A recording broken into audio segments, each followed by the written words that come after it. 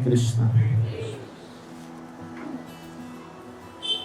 तो सभी भगवत कथा प्रेमी वैष्णव श्रोता चरणों में भगवत भाव से दास का सादर वंदन और हृदय से धन्यवाद कि भगवान की मंगलमय लीला कथा श्रवण करने आप सब पधारे हैं। आपके हमारे हृदय में विराजमान परमात्मा भगवान श्री कृष्ण जो हमें शक्ति बुद्धि देते हैं और उसी कृष्ण के चरण कमलों में प्रेम करने वाले वैष्णव भक्त गुरु, उनको हम प्रणाम करते हैं, साथ में प्रार्थना करते हैं कि वे हमें सुंदर मति दे जिससे हम भगवत गीता और भागवत के दिव्य संदेश को और भगवान की मधुर लीला को समझ सके। इसी को हमारे आचार्यों ने मंगलाचरण कहा। गुरु, भगवान और वैष्णव, इन तीनों का स्मरण करने से हमें सफलता प्राप्त होती है और सारे विघ्न विनाश हो जाते। तो इसी को मंगलाचरण प्रार्थना कहते हैं। तो आप सभी प्रेमी चरणों में पुनः मेरी विनती है कि आप सब प्रार्थना करें, प्रेम से बोले, ध्यान से सुने।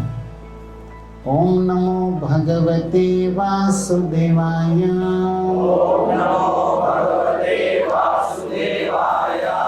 ओम नमो भगवते वासुदेवाय। ओम नमो भगवते वासुदेवाय। ओम नमो भगवते वासुदेवाय। ओम नमो भगवते वासुदेवाय। नारायणं नमस्कृत्य नरं चैव नरोत्तमं देवीं सरस्वतीं व्यासं ततो जयेमुदीरये।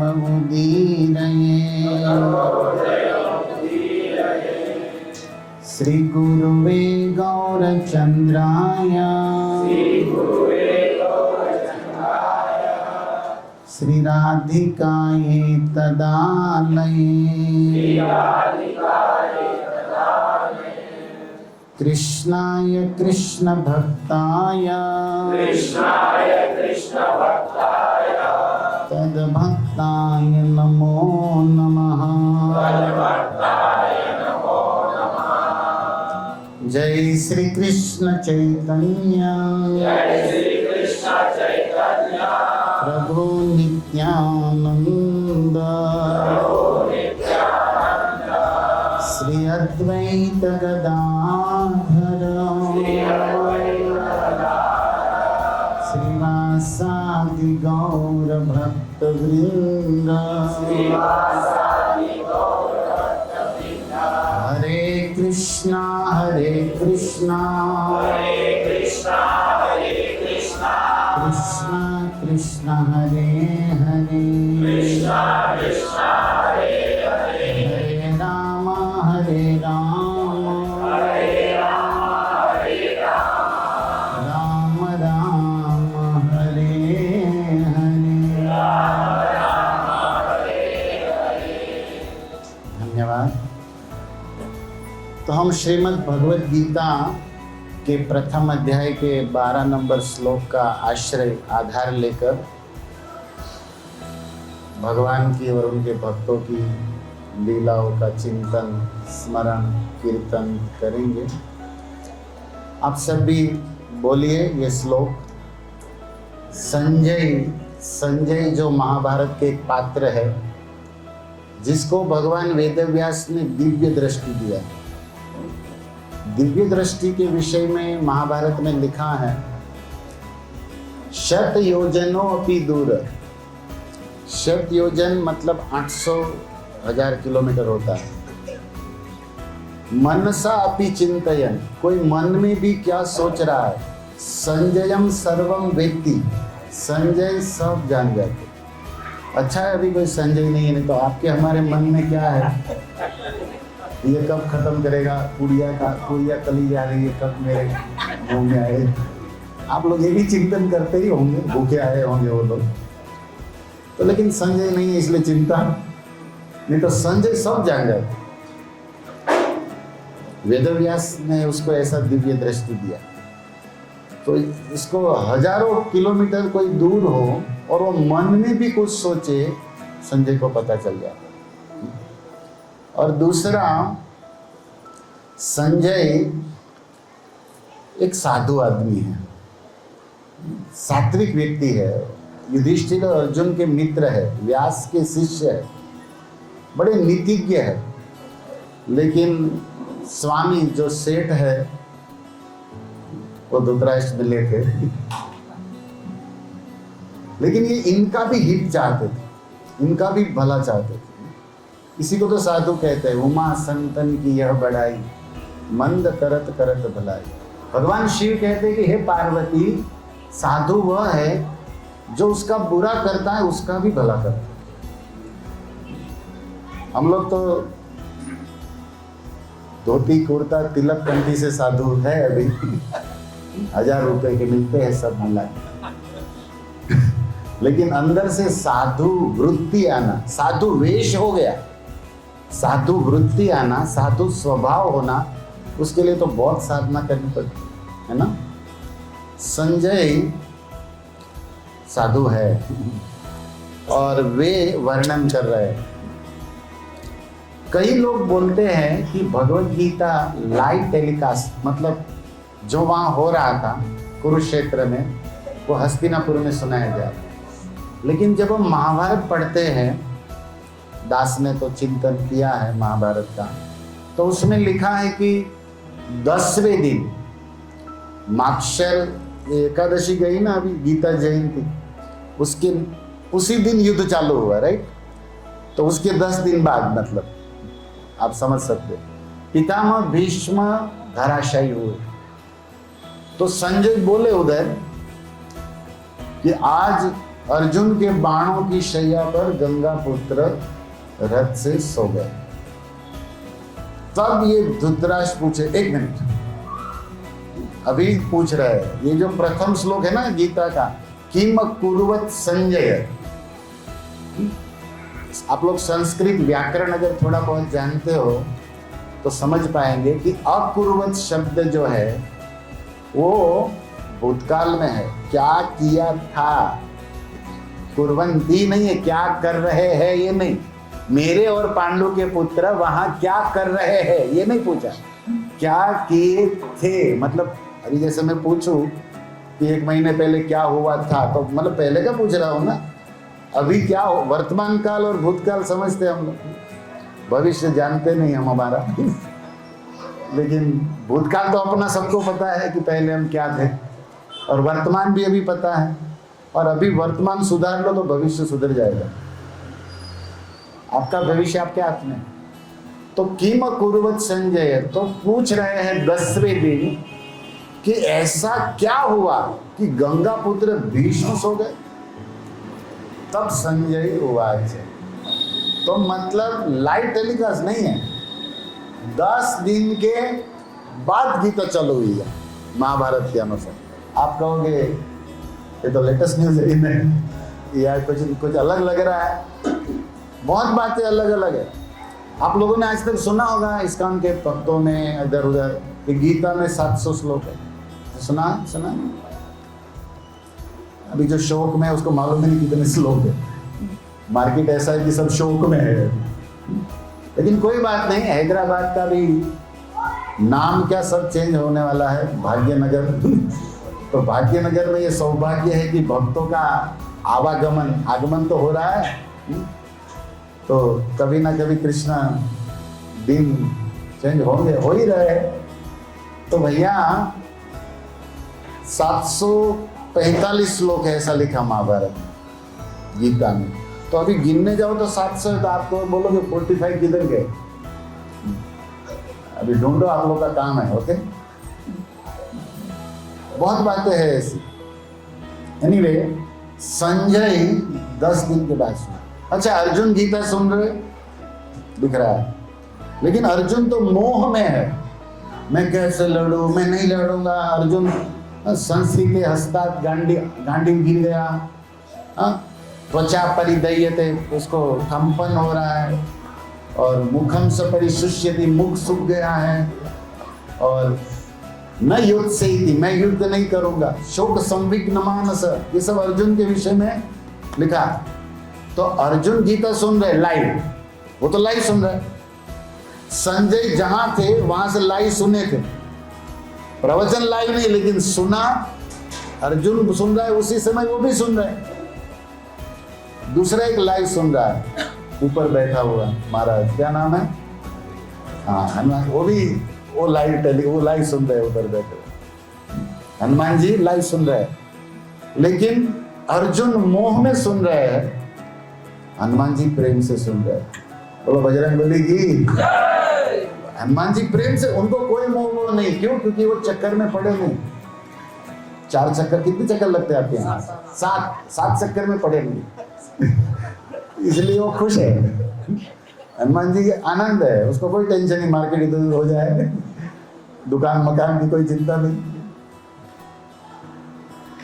ऐसा वर्णन है कि रामायण में राम जी ने जब युद्ध हो गया अयोध्या में, सब राज्याभिषेक हो गया, सबको गिफ्ट दे दिया, रिटर्न गिफ्ट, सबके बखान कर दिए। फिर सुग्रीव अपने घर गए, विभीषण अपनी लंका में गए। हनुमान जी बोले मेरा तो घर ही नहीं है, इसलिए आपके चरण ही हमारा घर है, राम दुआरे। हम हनुमान जी को तो कहीं जाना ही नहीं था, क्योंकि राम का घर ही उसका घर था, है ना। बाकी सबके तो अपने अपने घर थे, लेकिन हनुमान जी का तो एक ही आधार, राम। तो हनुमान जी कहीं नहीं गए, वो अयोध्या में ही राम शरण राम सेवा में ही रहे। और हनुमान जी राम से भी प्रवचन सुने हैं, राम गीता रामायण में बहुत सारा साक्षी है, लेकिन यहाँ द्वापर में कृष्ण से भी सुन रहे हैं। कपिध्वज हनुमान जी नाम है, कभी चर्चा होगी अलग से तो सुनाएंगे। अभी मुझे ये कहना है इस शुरुआत में कि हम अर्जुन को आदर्श मानते हैं कि अर्जुन की तरह गीता सुनो। तो एक भगवान को हम तो अर्जुन की तरह ही सुनते हैं, क्योंकि टेंशन में है, मोह में है, क्या होगा। तो अभी थोड़ा चेंज करते हैं नए साल में कि हनुमान जी की तरह प्रेम से सुनो। जो होगा राम देख लेंगे, ओके? जो होगा। हाँ, एक बात है, बाह्य आसन अर्जुन की तरह होना चाहिए, क्योंकि अर्जुन चरणों में बैठे, ये महाराज ये थोड़ा। लेकिन हनुमान जी ने कहा हम वानर है, हमारा ये पुराना स्टाइल है। जब राम जी प्रवचन करते थे तब भी हम लोग पेड़ पर ही बैठते थे, प्रभु नीचे हम ऊपर, तो हम लोग वानर है, लेकिन आप लोग नर है ना। ओके, हम लोग तो नर है। जानते हैं नर और वानर में क्या फर्क है? जो शास्त्र के अनुसार करे वो नर, और अपना मन माना करे। आप लोग सोचिए हम क्या है बाद में। आकृति से तो हम नर है, लेकिन नेचर क्या है हमारा? वानर तो कभी कुछ भी कर सकता है। तो हनुमान जी तो वानर आकृति है, वानर है नहीं। वो तो ब्राह्मण भी बन सकते हैं, अष्ट सिद्धि है उनके पास, कोई भी रूप ले सकते, राइट? वो तो वानर रूप में सेवा के लिए आए, लेकिन वो वानर है नहीं, वो तो देवता है। हम सब समझते हैं इस बात को। तो हनुमान जी प्रेम से सुन रहे, भाव से सुन रहे। तो हनुमान जी, अर्जुन जी, संजय जी, ये सब हमारे आदर्श है। धृतराष्ट्र आदर्श नहीं है, ओके? जो सुन रहे, धृतराष्ट्र भी सुन रहे, लेकिन वो कृष्ण से नहीं सुन रहे, वो संजय से सुन रहे। लेकिन कृष्ण से ये 3 सुन रहे, और ये तीनों हमारे लिए आदर्श है। मतलब इससे हमें सीखना है, और हमें इन तीनों की कृपा चाहिए। हनुमान जी की भी चाहिए, अर्जुन की भी चाहिए, और संजय की भी चाहिए।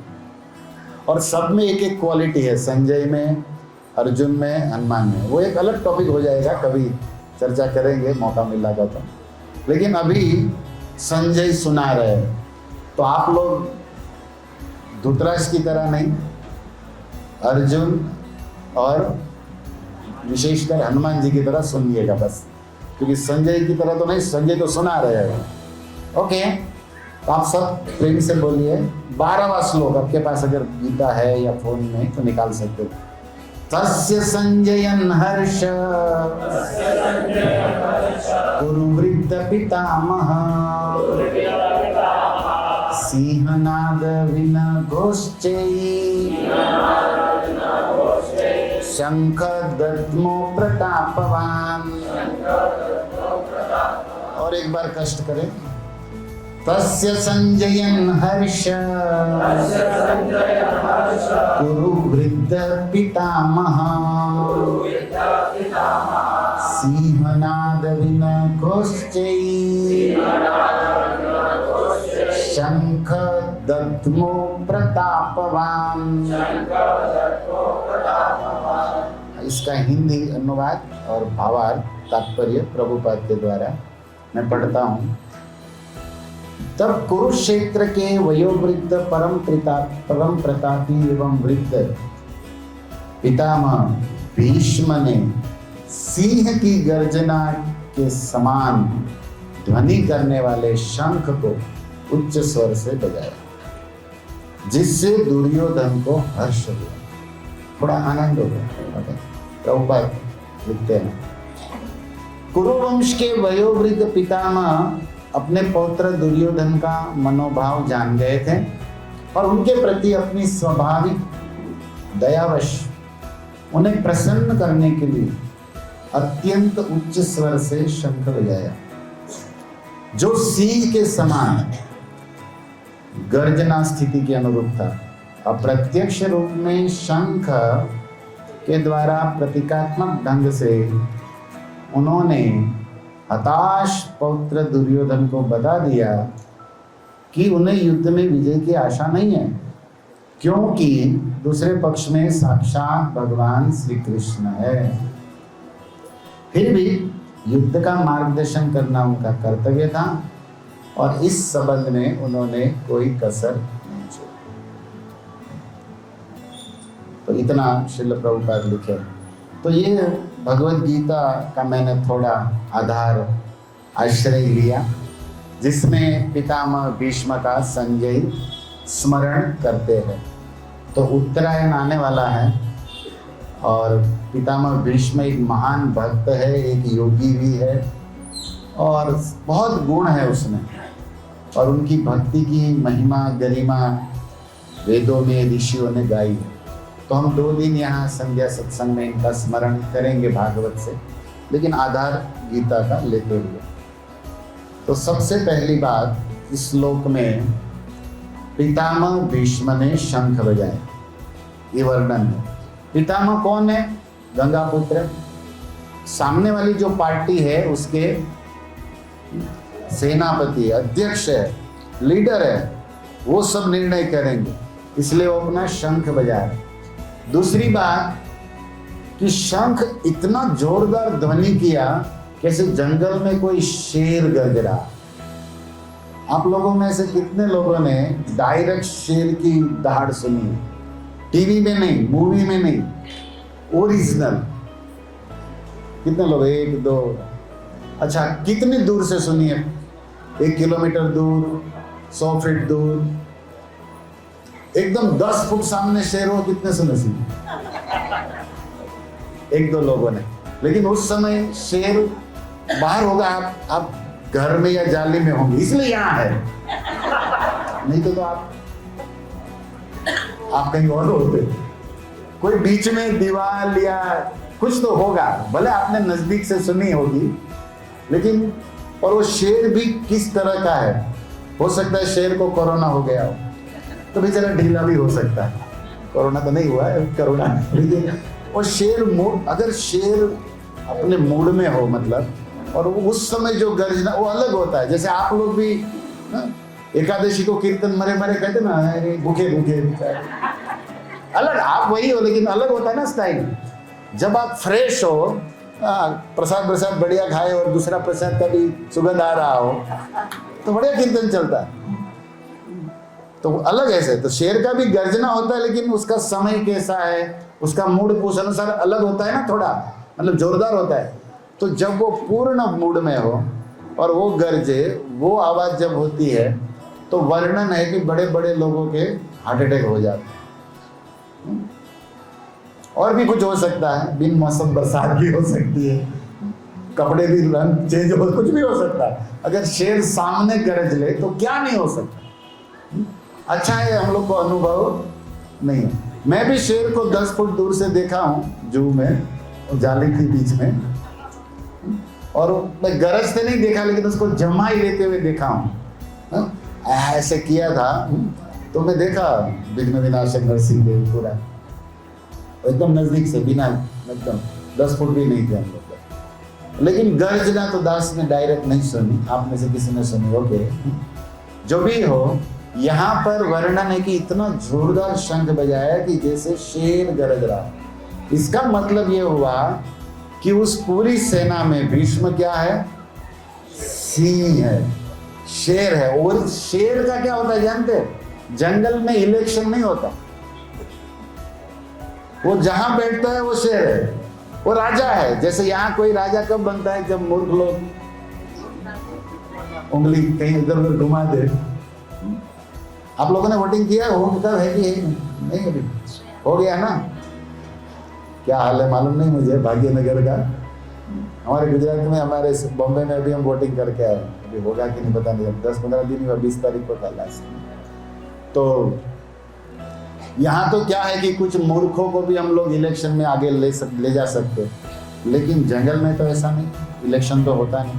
वो अपनी शक्ति से राजा है, इसलिए वो जहां बैठे वो सिंहासन है, जहां बैठे वही आसन हो जाए, सब उसके नीचे ही हो जाए। भाई उसका अभिषेक नहीं करना पड़ता, इलेक्शन नहीं करना पड़ता, आरती नहीं करना पड़ता, कुछ नहीं करना पड़ता। वो अपने आप शेर राजा है, क्योंकि उनका पावर है, उनकी शक्ति है। आप लोग साउथ इंडिया में श्रीरंगम मंदिर में गए होंगे, कभी जाइए तो वहाँ भगवान की पालकिया उत्सव होता है रोज। तो उसमें वर्णन है श्रीरंगम श्री मंदिर में, जो रंगनाथ स्वामी है, पेरुमल, निम पेरुमल, जो छोटे रंगनाथ, जो उसका परिक्रमा होता है, तो उसमें 18 प्रकार की चाल चलते हैं। 18 टाइप्स ऑफ वॉकिंग उसका होता है। उसमें एक शेर की चाल, एक हाथी की, एक मयूर की, एक हंस की, कौवे की तो नहीं लिखी, अलग अलग चाल। तो शेर क्या करता है जानते हैं? जब वहां होता है आरती, तो जैसे जो गुफा से बाहर आता है तो सबसे ऐसे शेर बैठता है, पता है ना, आसन शेर का स्टाइल होता है, जैसे वो वैसे बैठता है, फिर ऐसे दाएं देखता है, फिर ऐसे बाएं, फिर वो पीछे भी नजर घुमाता है, फिर सामने देख के जोरदार गर्जना करता है। ये शेर का अदा स्टाइल है। वहां भी भगवान की पालकी को पहले इधर, फिर उधर, फिर पीछे घुमाएंगे। अजगर की चाल भी चलाते हैं, हंस की भी। भगवान रंगनाथ की कितने प्रकार की चाल है? 18 प्रकार की चालों का वहां पे उत्सव होता है, दर्शन होता है। और ये तो मैं रंगनाथ भगवान विष्णु की बता रहा हूँ। गोकुल में हमारे जो कृष्ण कन्हैया जी है, उनकी चाल का तो अनगिनत वर्णन है। सब चाल चलते हो, पानी में जैसे मछली चलती है वैसे भी चलते हो। तो कृष्ण तो जगत गुरु है। ये सब सुनना मनुष्य जीवन का लक्ष्य है। जैसे भगवान राम, वर्णन है रामायण में कि गुरुजी ने कहा, उठो राम, बंजहु भव चापा, शिव धनुष को तोड़ो। तो सुनी गुरु वचन, शरण सिरनावा, खड़े हुए, गुरुजी को प्रणाम किए और धनुष की ओर ऐसे जा रहे हैं जैसे जंगल में मतवाला कोई हाथी जा रहा है। और जब उस धनुष के सामने खड़े हैं तो ऐसे खड़े हैं जैसे पर्वत पर कोई शेर खड़ा। ऐसा वर्णन रामायण में है। चौपाई में तुलसीदास बढ़िया से लिखा इसको। सहज ही चले सकल जग स्वामी, सहज ही, नेचुरल चल रहा है, कोई आडंबर नहीं, दिखावा नहीं। भगवान राम है, रघुनंदन है, सूर्य कुल के सूर्य है, मर्यादा पुरुषोत्तम है। सहज ही चले सकल जग स्वामी, मत मंजू समकुंजर गामी। मत वाला हाथी जैसे जंगल में चलता है, ये वाला हाथी नहीं जो आपके रोड पे निकलता है, केला देता है, वो तो पालतू हाथी है बेचारा। जंगल का हाथी अलग होता है, मत वाला, उसको किसी को कोई चिंता नहीं, किसी को। और हम ऐसे ही चल रहे हैं। तो जैसे ही चले और धनुष के पास खड़े हुए, उदय गिरी मंच पर रघुवर बाल पतन। तुलसीदास जी लिखते हैं कि पूर्व दिशा से जैसे पर्वत से सूर्य निकलता है, ऐसे भगवान राम सूर्य की तरह खड़े। ये भगवान के विषय में वर्णन है।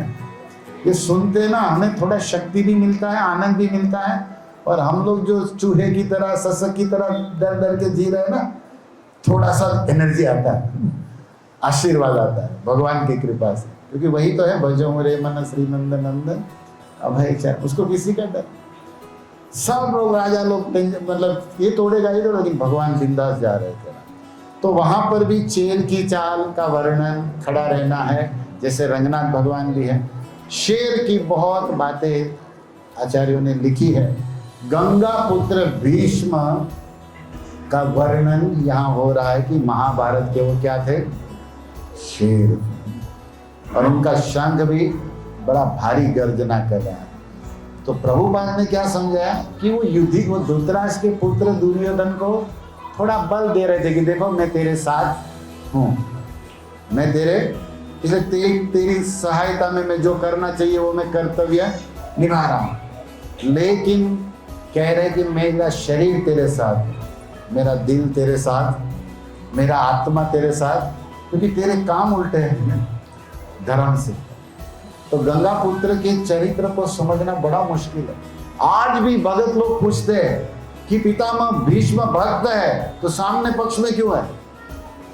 लोग पूछते हैं ना, सामने के पक्ष में क्यों है, इधर पक्ष में होने चाहिए, भक्तों की साइड होने चाहिए, अपोजिट पार्टी में क्यों खड़े है? लेकिन ये इसमें भी भगवान की इच्छा है, भगवान की, नहीं तो भीष्म नहीं होते, ये युद्ध ही नहीं करता। भीष्म के बल पर तो पूरा माहौल बना हुआ है।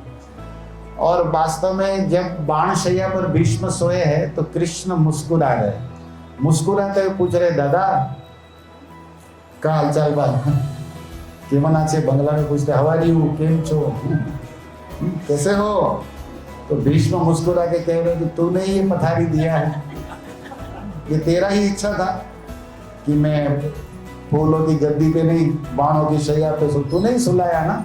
वास्तव में भगवान ने सुलाया। महाभारत में वर्णन है कि 9वें दिन रात्रि में जब भीष्म ने कमाल कर दिया, कृष्ण को शस्त्र उठाना पड़ा, प्रतिज्ञा तोड़नी पड़ी, और अर्जुन के पसीने निकल गए। भगवान ने 1-2 मिनट पहले ही शंख बजा दिया, युद्ध खत्म, संध्या हो गई, संध्या हो नहीं हुई थी लेकिन खत्म, शंख बजा, भीष्म ने धनुष रखा और अर्जुन को बोला कि बेटा कल मिलते हैं।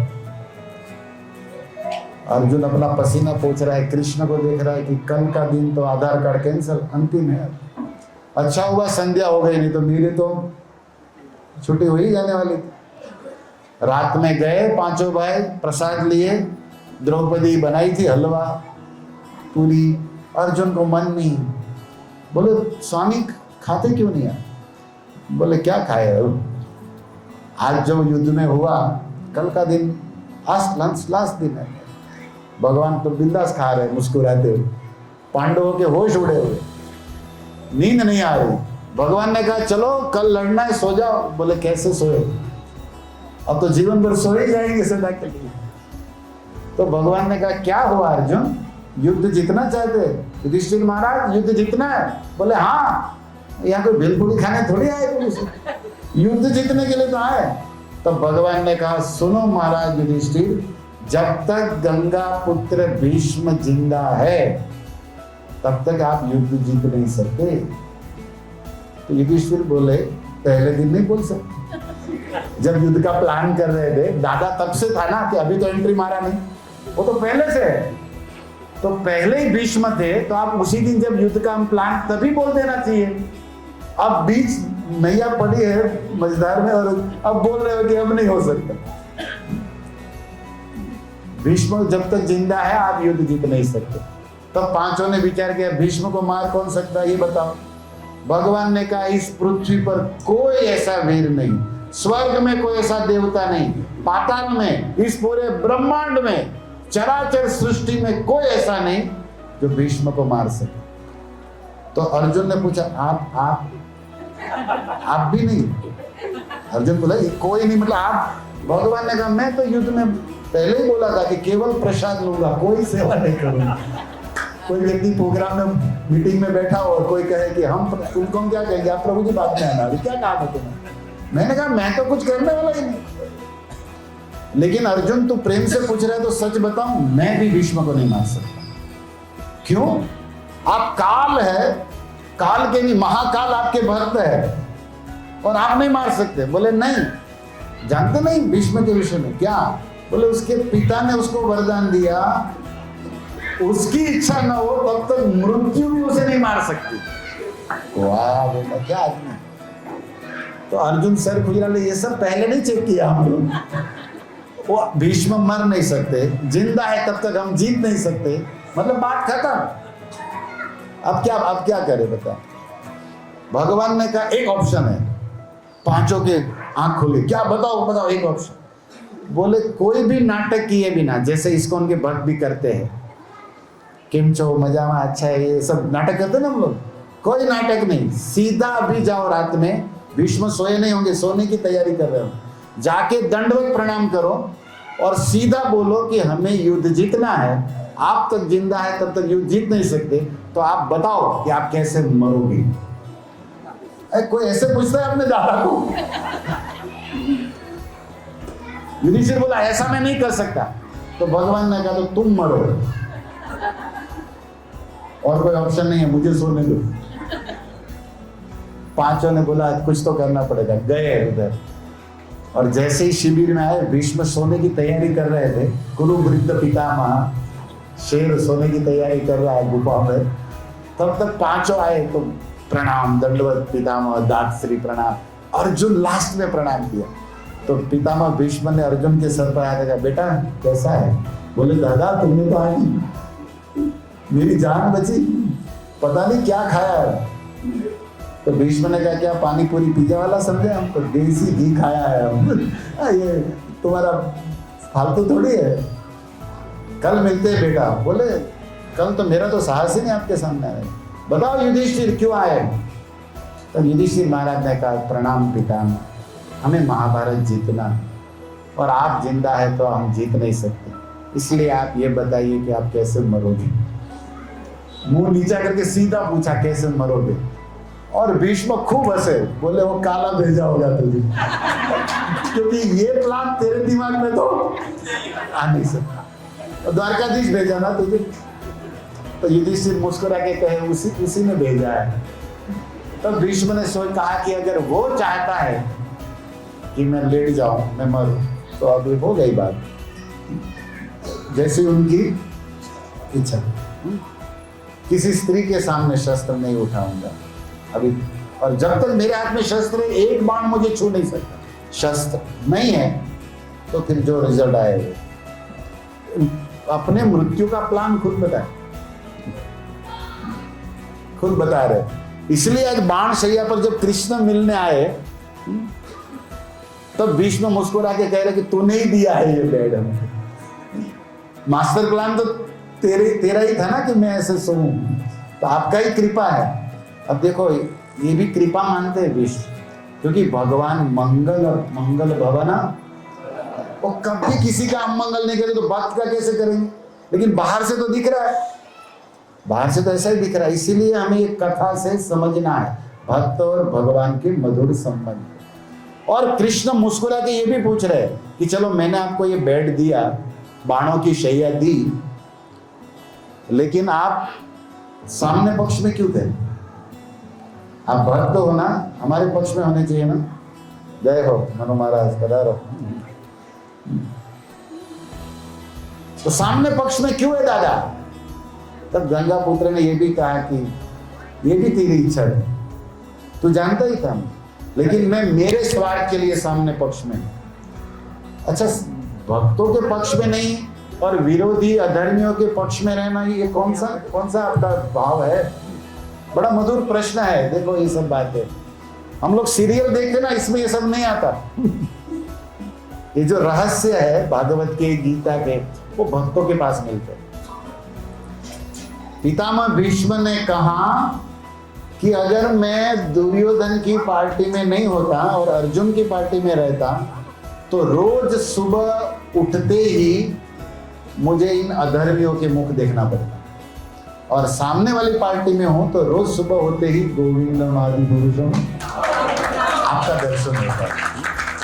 हरि कृष्ण का। अगर दुर्योधन की पार्टी में तो रोज सिर्फ दिन उठते ही क्या देखता था? कमल नयन सुंदर द्वारकाधीश मयूर पंच मुखारविंद कमल जैसा, और आ रहे अर्जुन के घोड़े की लगाम पकड़े हुए, तो आपकी सुंदर सांवरी मूरत रोज मैं दर्शन करता। यही तो मेरा स्वार्थ था कि दिन हो गए मैं आपको देखूं, और उधर होता तो इन दुर्योधन को देखना पड़ता है, इन शकुनी को देखता, क्या हाल होता मेरा। इसलिए मैं अपने लाभ के लिए आपके साथ। तब भगवान मुस्कुरा के कहे, इतनी बड़ी बात है तो बाण चलाते हो दया नहीं है आपको? क्योंकि बाणों की ऐसी बौछार वर्षा की थी कि ठाकुर जी के अंग में भी भीष्म के बाण लगे हुए, कृष्ण का कवच टूट गया और बाण अंदर धसे है, जब निकालते थे तो खून की बूंदें आ जाती, जबकि सच्चिदानंद विग्रह लेकिन भगवान लीला करते। तब दया नहीं आई दादा। भगवान ने कहा, आप भीष्म ने कहा, हमने आपको कहाँ मारा है? मैं तो अर्जुन पर मारा, आप बीच में आ गए। मैं आप पर तो मारा नहीं ना, मैं तो अर्जुन पर मार रहा है। तो भगवान भक्त वत्सल ने कहा, मेरा स्वभाव है, न में भक्त पनश्यति। ये सब जगह भगवान ने दिखाया। रावण भी मारा था विभीषण पर, शक्ति रामायण में, तुरंत विभीषण पाछे ठेला, सन्मुख राम आगे आके शक्ति को ले।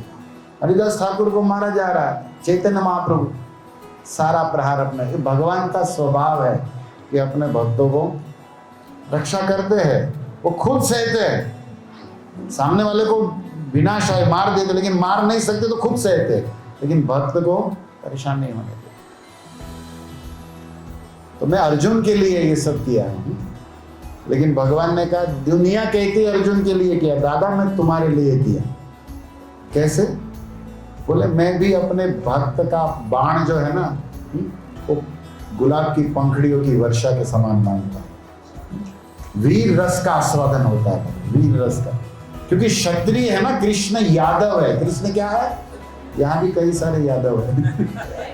कृष्ण यादव है, क्षत्रिय है ना, तो क्षत्रिय का बेटा होता है ना, खून बड़ा गर्म होता है, तो उसको कोई थोड़ी बहुत क्षति हो जाए ना, वो गिनता नहीं।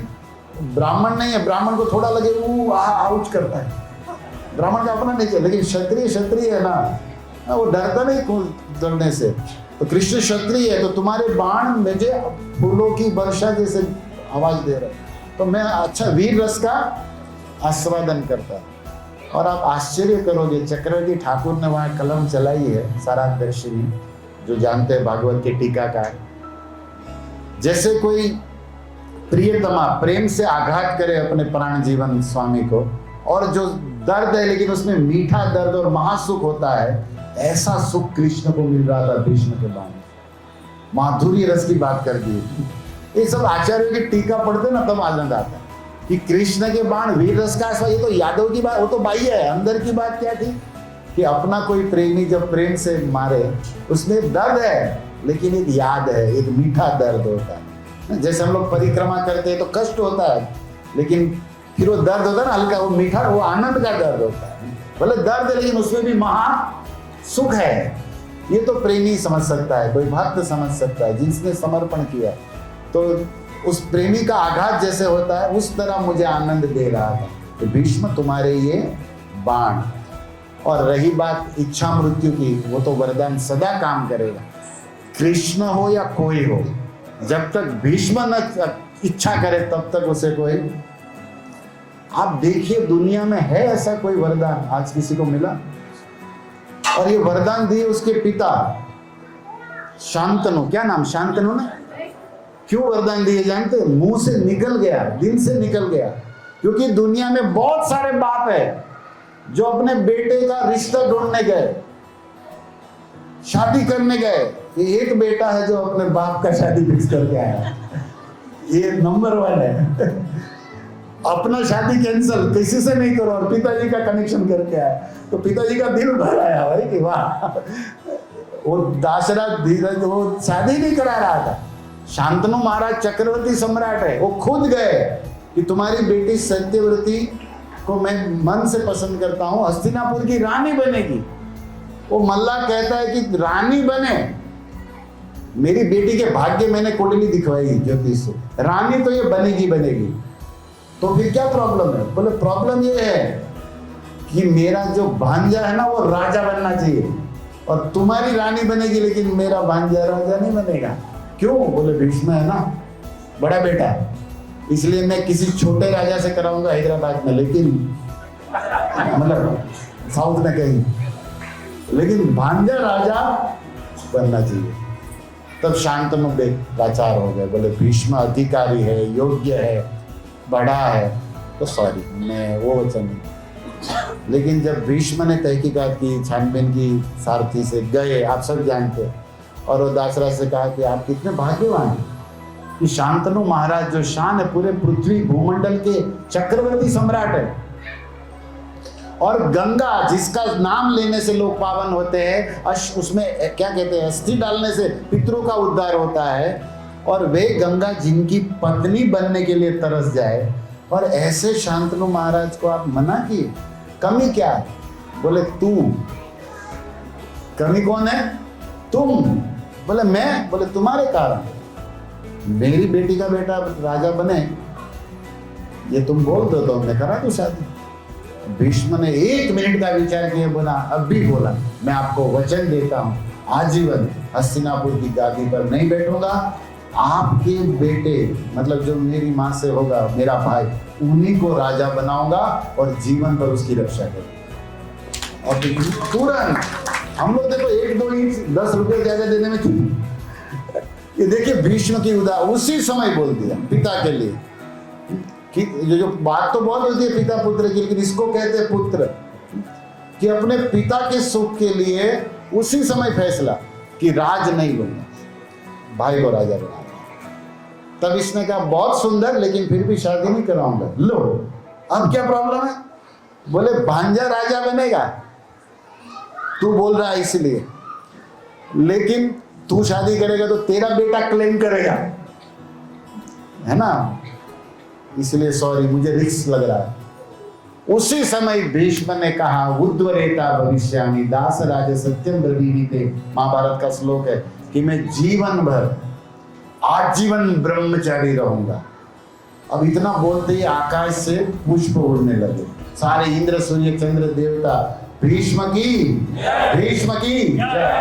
ये भीष्म नाम कौन रखे? सारे देवता। भीष्म नाम देवताओं ने रखा क्योंकि ऐसी भीषण भयानक प्रतिज्ञा न भूतो कोई किया ही नहीं। आजीवन ब्रह्मचारी रहूंगा और हस्तिनापुर की गादी की रक्षा करूंगा, और जो बेटा बनेगा उसी को पिता का स्वरूप मान के उनके आगे दूंगा। आप तो राजी हो गए, बोले लाओ बारात।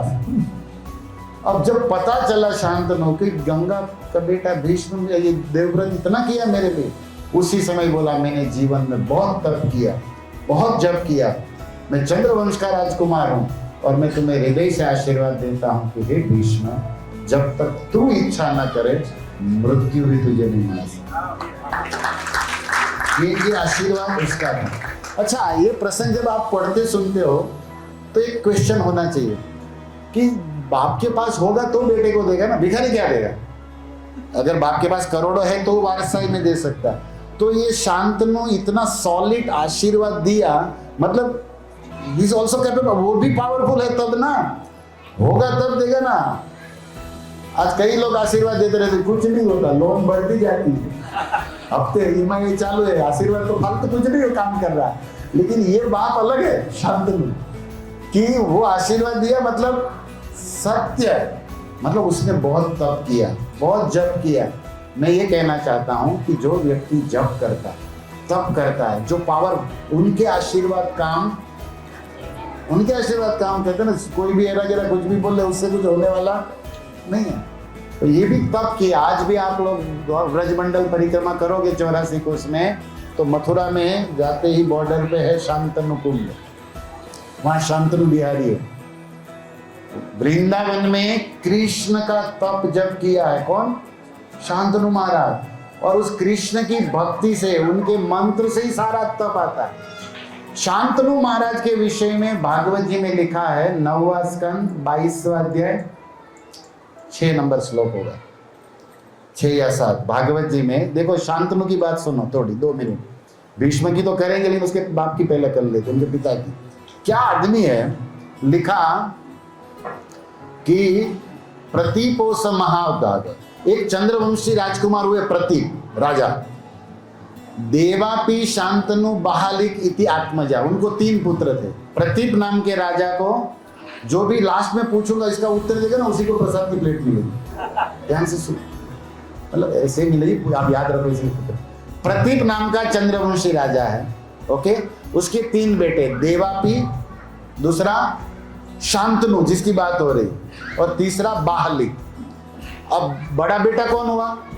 देवापी। तो राज किसको मिलेगा? पूरे पृथ्वी का चंद्रवंशी देवापी को।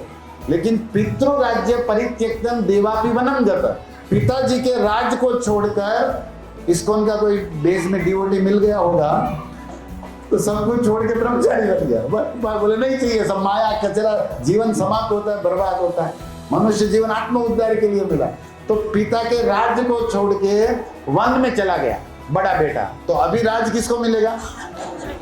Second option, Shantanu. शांतनु राजा बने पृथ्वी के, शांतनु राजा बने। कौन शांतनु? तो सुखदेव जी भरी सभा में बोल रहे हैं, प्राक महाभीष संगीत, जो पूर्व जन्म में महाभीष नाम के राजा थे। तो आप कहोगे महाभीष नाम के राजा, क्योंकि उस सभा में अत्रि, गौतम, व्यास, वशिष्ठ, परशुराम बैठे थे, पराशय बैठे थे, जहां सुखदेव जी कथा कह रहे, और सब सुन रहे थे, सो कोई नहीं रहा था। इतनी बड़ी सभा है। तो सुखदेव जी बोल रहे हैं, बोले पहले के जन्म में वो कौन थे? कौन थे? अभी नाम बोला, महाभीष। महाभीष इति संगीत, महाभीष नाम के राजा थे। अभी हम लोग तो जानते नहीं महाभीष कौन है, लेकिन वहां बैठा परशुराम, पराशय, अत्रि, गौतम, व्यास, सब जानते कि महाभीष कौन है। महाभीष इतने चक्रवर्ती सम्राट हुए पूर्व में पृथ्वी में कि वो स्वर्ग में, ब्रह्मलोक में सशरीर जाते थे। और एक बार क्या हुआ, गंगा जी, यमुना जी, नर्मदा, रेवा, कावेरी, जितनी पवित्र नदियां है, वो मूर्तिमान स्त्री बन के, ऋग्वेद, सामवेद, अथर्व, जितने वेद है वो मूर्तिमान पुरुष बन के, और सारे देवता, इंद्र, सूर्य, चंद्र, वरुण, और ब्रह्मलोक में बड़ी सभा लगी, देवी देवता, ऋषि, मुनि, सब। और उसमें ब्रह्मा जी मैन आसन पर बैठे हैं। उसी समय महाभीष आए। कहाँ आए? ब्रह्मलोक में। तो ब्रह्मा जी ने कहा, ओ हो महाभीष आए हैं, इसके लिए आसन दो। अब बताओ कितना सेलिब्रिटी होगा ये। ब्रह्मा जी के लोक में जहां 4 वेद बैठे हैं, रजुर्वेद, सामवेद, जहां इंद्र, सूर्य, चंद्र बैठे हैं, और वहां आसन किसको दिया जा रहा है? महाभीष को दो। इतना, क्योंकि महाभीष इतने पावरफुल थे, इतने सुंदर और इतने शक्तिमान और इतने शक्ति, सब गुण संपन्न, और पावर इतना कि सशरीर जा सकते ब्रह्मलोक। और उनको ब्रह्मा जी खड़े होकर वेलकम कर रहे हैं और आसन दे रहे हैं। और गंगा जी को बोला सेवा करो इनकी। कोई भी अतिथि आता है तो पानी देना होता है ना, एक होता है। तो गंगा जी स्वयं मूर्तिमानी स्त्री बन के उसको जल दे रही है, मतलब गिलास लेकर आई, जैसे आते ना ट्रे लेके शादी ब्याह में आप देखे होंगे, गंगा जी स्वयं। अब गंगा जी इतनी सुंदर, गंगा तो गंगा है, स्वर्ग की देवी है, भगवान के चरणों का चरणामृत, उनकी शक्ति है साक्षात। और महाभीष जल लेते हुए गिलास उसको देख रहे, और उसी समय हवा की एक हल्की सी लहर आई, गंगा जी का पल्लू अपने शरीर से नीचे गिरा। लेकिन गंगा जी सेवा में है, किसकी? महाभीष। तो वो महाभीष के मुख को देख रही है, पानी दे रही है, और महाभीष गंगा जी के मुख को देख रहा है। अब सारे देवता बैठे हैं, ब्रह्मा जी बैठे हैं, लेकिन रूप आकर्षण, मन समर्पित इतना हो गया कि देखते ही रह गए। उसी समय ब्रह्मा जी ने कहा, क्या हो रहा है? क्या हो रहा है? तो गंगा जी ने तुरंत अपना पल्लू डाल दिया और महाभीष को बोला, हम तुम्हारा स्वागत कर रहे हैं, स्वर्ग में बुलाए, और तुम है कि कोई स्त्री का कोई भी वस्त्र इधर उधर हो जाए तो देखना चाहिए। हवा की लहर आई, उनका चलो ऐसा हो गया, लेकिन तुम्हें तुम्हें विवेक नहीं है कि भरी सभा में उसका पल्लू गिरा और उसके शरीर पर दृष्टि कर रहे हो? मैं तुम्हें श्राप देता हूं कि तुम पृथ्वी पर ही मनुष्य बन के फिर से जन्मोगे। देवी शक्ति नहीं आई। अब बताओ, देखने से श्राप मिल जाता है महाराज, नजर सीधी रखो। बड़े लोगों का बड़ा काम होता है।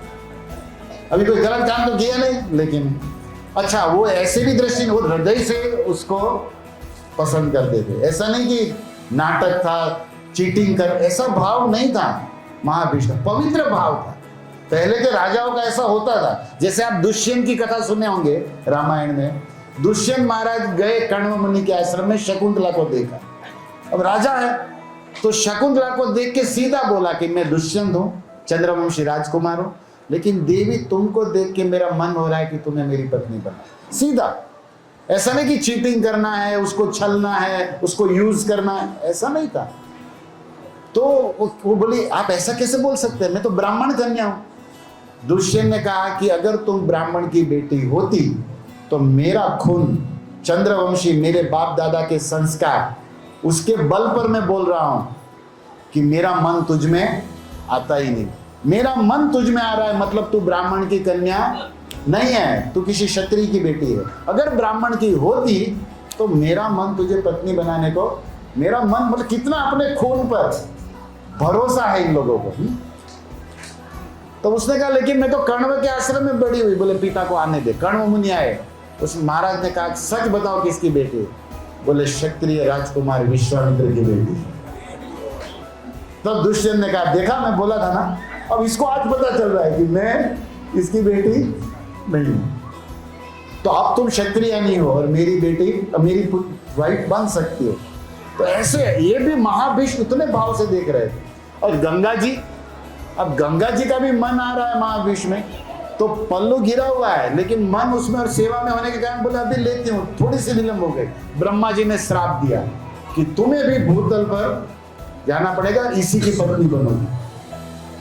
तो गंगा जी ने कहा ये तो वरदान है, श्राप है, लेकिन मैं जो चाह रही थी वो तो मिल ही रहा है। महाभीष्म को बोला तुम पृथ्वी के राजकुमार बनोगे शांतनु, और गंगा तुम्हारी पत्नी बनेगी। ये सब कहां फिक्स हुआ प्रोग्राम? ब्रह्मलोक में। यहां सुखदेव जी अब क्या सुना रहे कि ये शांतनु वो राजा है जो पूर्व जन्म में महाभीष्म था। पूर्व जन्म महाभीष्म था। अभी हुआ क्या? अभी शांतनु यहाँ जन्म लिए, अभी ब्रह्मलोक से वापस पृथ्वी में आ जाएगी। आपको टिकट में पैसा तो देना नहीं ब्रह्मलोक जाने। कथा में देखो फ्री में यात्रा होती है।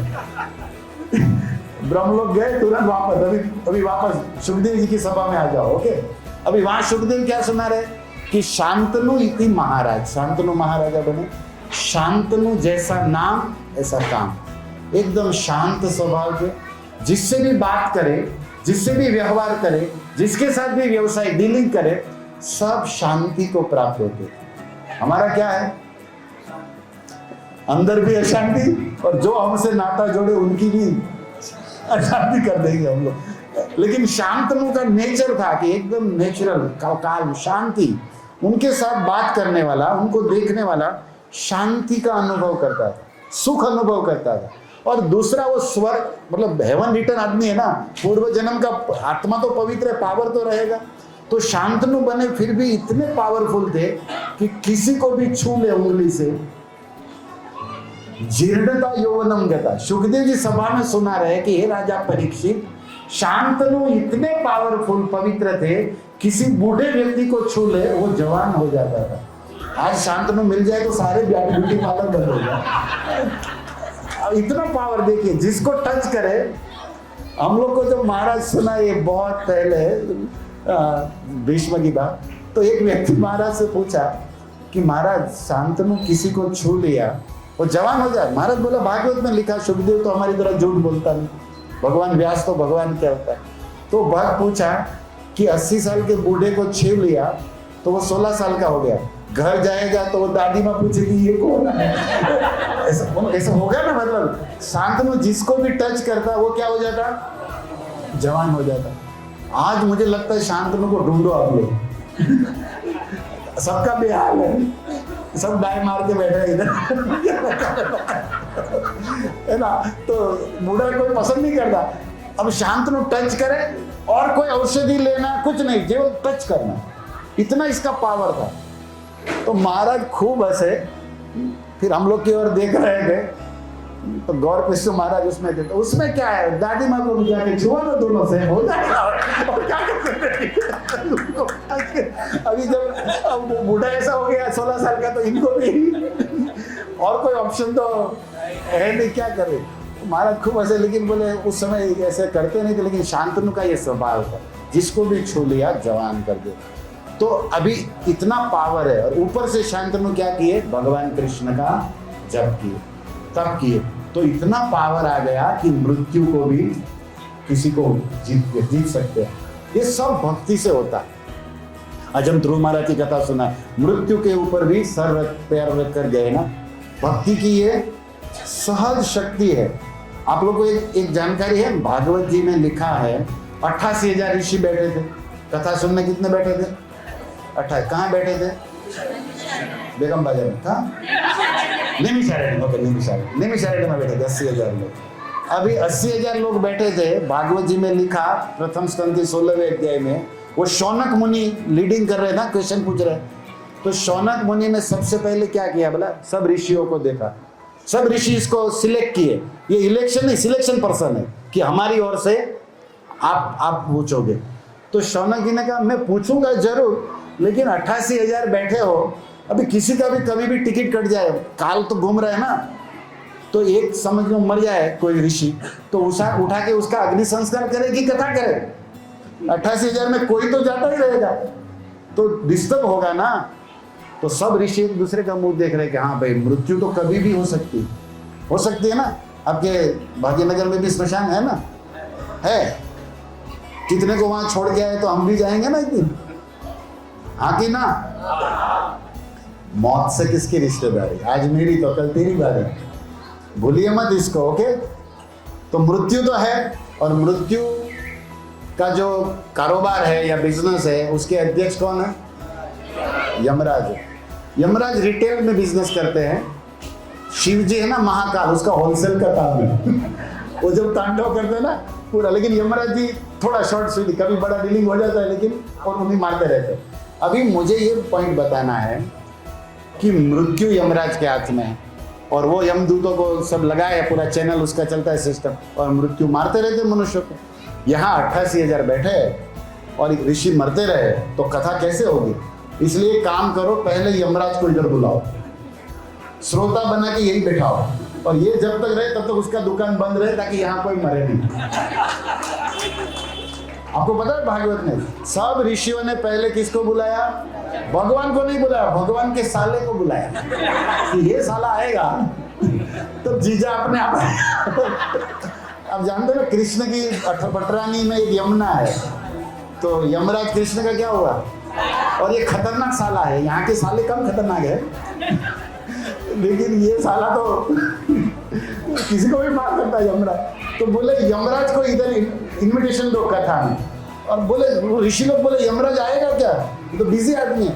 बोले वो अपने जीजू से इतना प्रेम करता है, यमराज भक्त है ना, तो उसकी कथा सुनने की बात करोगे ना, सब छोड़ के आएगा।